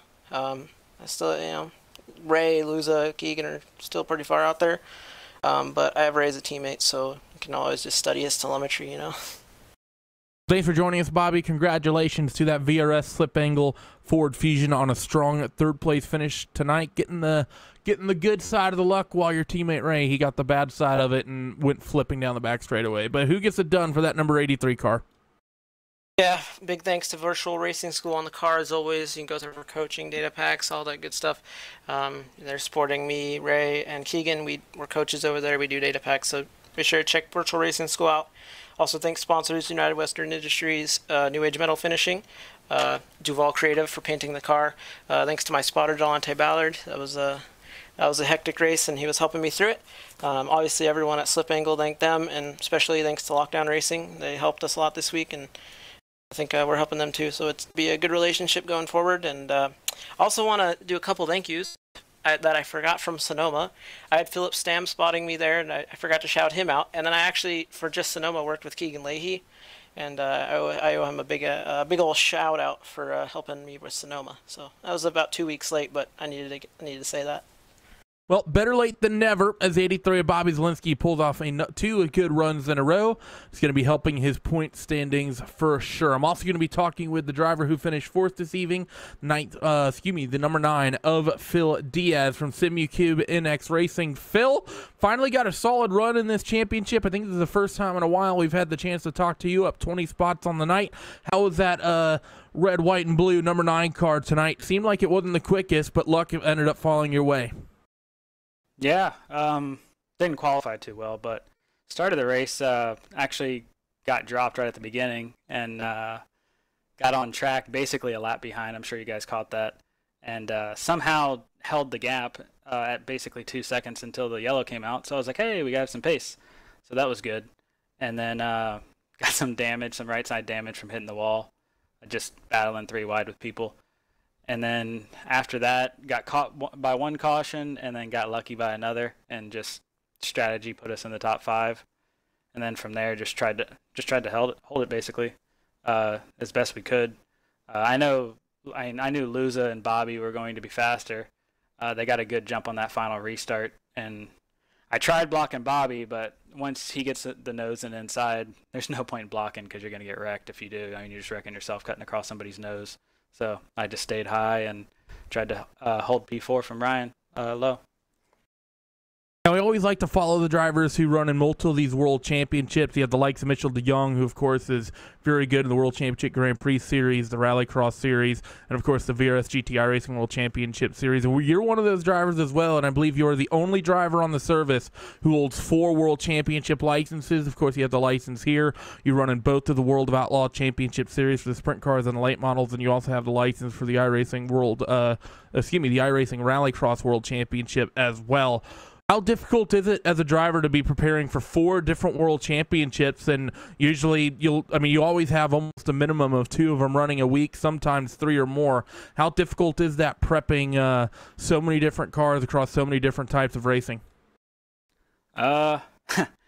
It's fun, but you get a lot less practice for each one. You can't really focus on one. I wanted to step away from GT because I kind of wanted to take a little bit of a break and just focus on impasse. And then I decided, I was like, yeah, I'm going to run for Rallycross. I'm going to run for the World of Outlaw stuff, sprints and late models. And then I got in on both. So, yeah, I had to run them. So, I mean, I thought I was going to be here on like a Rallycross, like, you know, getting interviewed for Rallycross or maybe one of the Dirt Oval stuff, World of Outlaw stuff. But I'm happy to be here for the NASCAR. You know, it's awesome. I still think it's probably the pinnacle series in iRacing. So, you know, finishing in the top 5 is great here. We can move some people around at NX and get yourself a freebie license for the GT series. Are we going to see you in the off-season prepping in that McLaren? Try to get 6 out of 6 black stripes?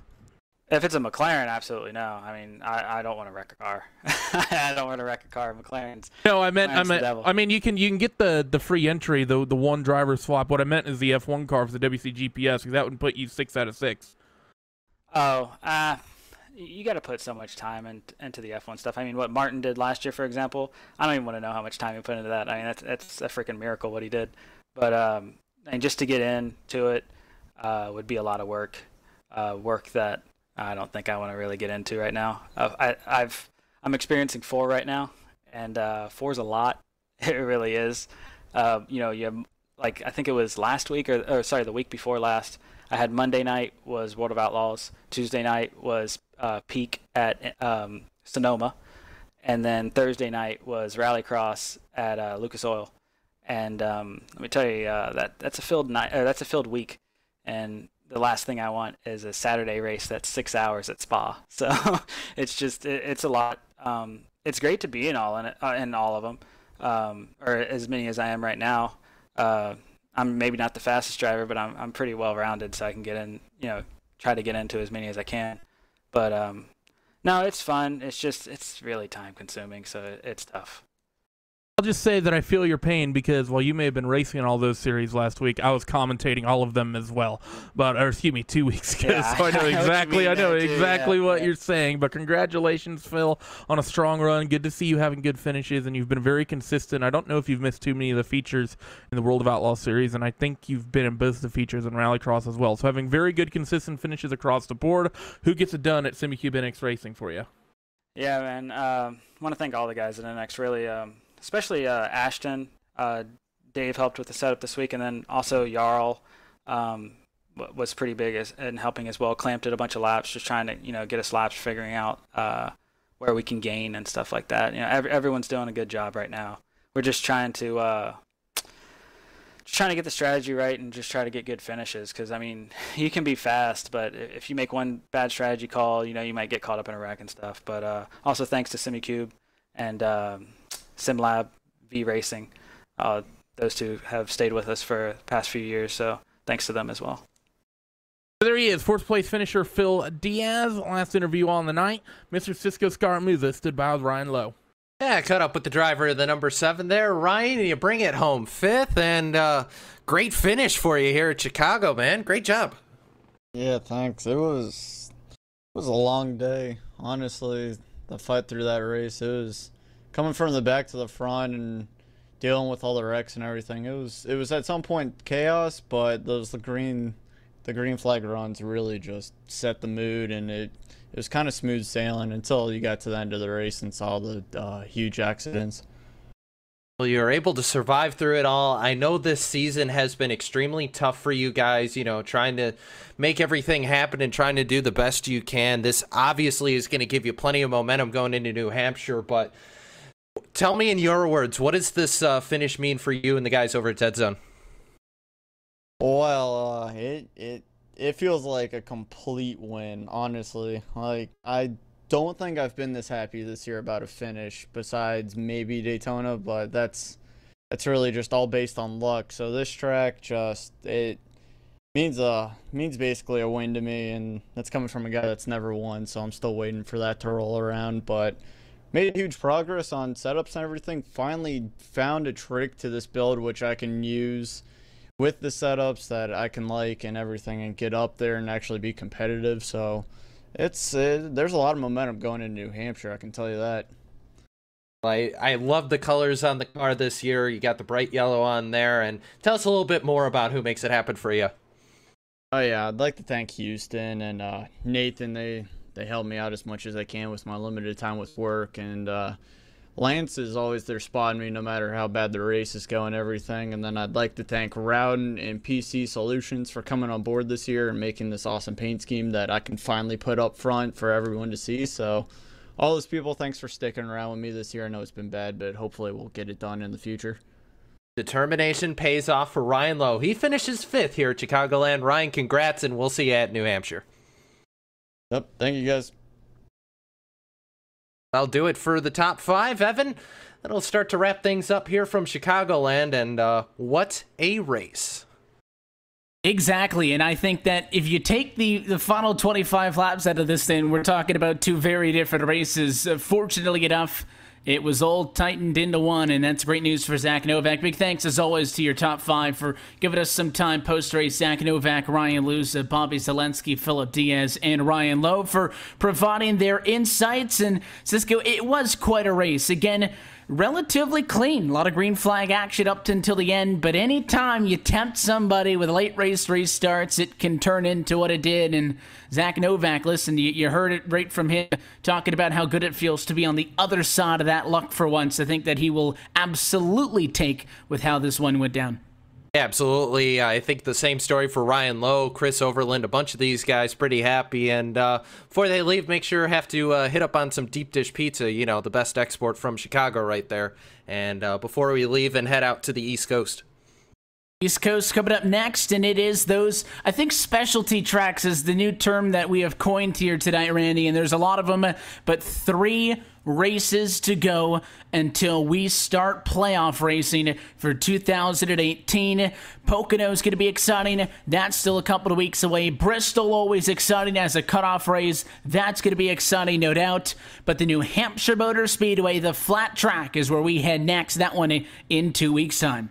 Loudon's always a curveball for sure. The flat 1 mile circuit. Pocono's going to be crazy. And Bristol, we haven't seen that make an appearance in this championship in a number of years. So it's going to be interesting to see what it's like having that half mile boring back in the championship. There's likely going to be fireworks there. It's going to be an exciting final 3 rounds, and I think if you have yet to have a good run in this championship, I think you're going to be hard-pressed to make up points in those last 3 races. It's going to be the most consistent drivers who find themselves out in front. And interestingly enough, coming out of this one is Bobby Zelensky, who somehow, some way leads the points after tonight. Quite a twist as we head into the next race on the calendar. Until we get out east, though, round 10 has fallen into our rear view mirror. That does it for us here tonight from the Chicagoland Speedway. A lot of people we want to say thank you to for making these broadcasts possible. For East Fedabalo on the cameras, Broadcast CG, that's Simon Grossman, Kevin Papey, everybody over on their team. Andy Werner on the graphics, of course, Will Vincent, Hugo Louise, Drew Adamson, everybody else behind the scenes at RaceSpot TV and iRacing, and of course, for your broadcast team tonight. For myself, Evan Pasoko, Randy Cheneth, and Cisco Scaravuzzo, I want to thank you for tuning in and to congratulate Zach Novak, winner tonight, his first on 2018. As always, we're off next week. We will return on Tuesday, July the 24th from New Hampshire. That race and every race of the 2018 NASCAR Peak Antifreeze iRacing Series going to be found right here on RaceSpot TV, and your new home for the NASCAR Peak Antifreeze Series, the iRacing eSports Network. Until next time, though, we say good night from Chicagoland, and we'll catch you in the Granite State.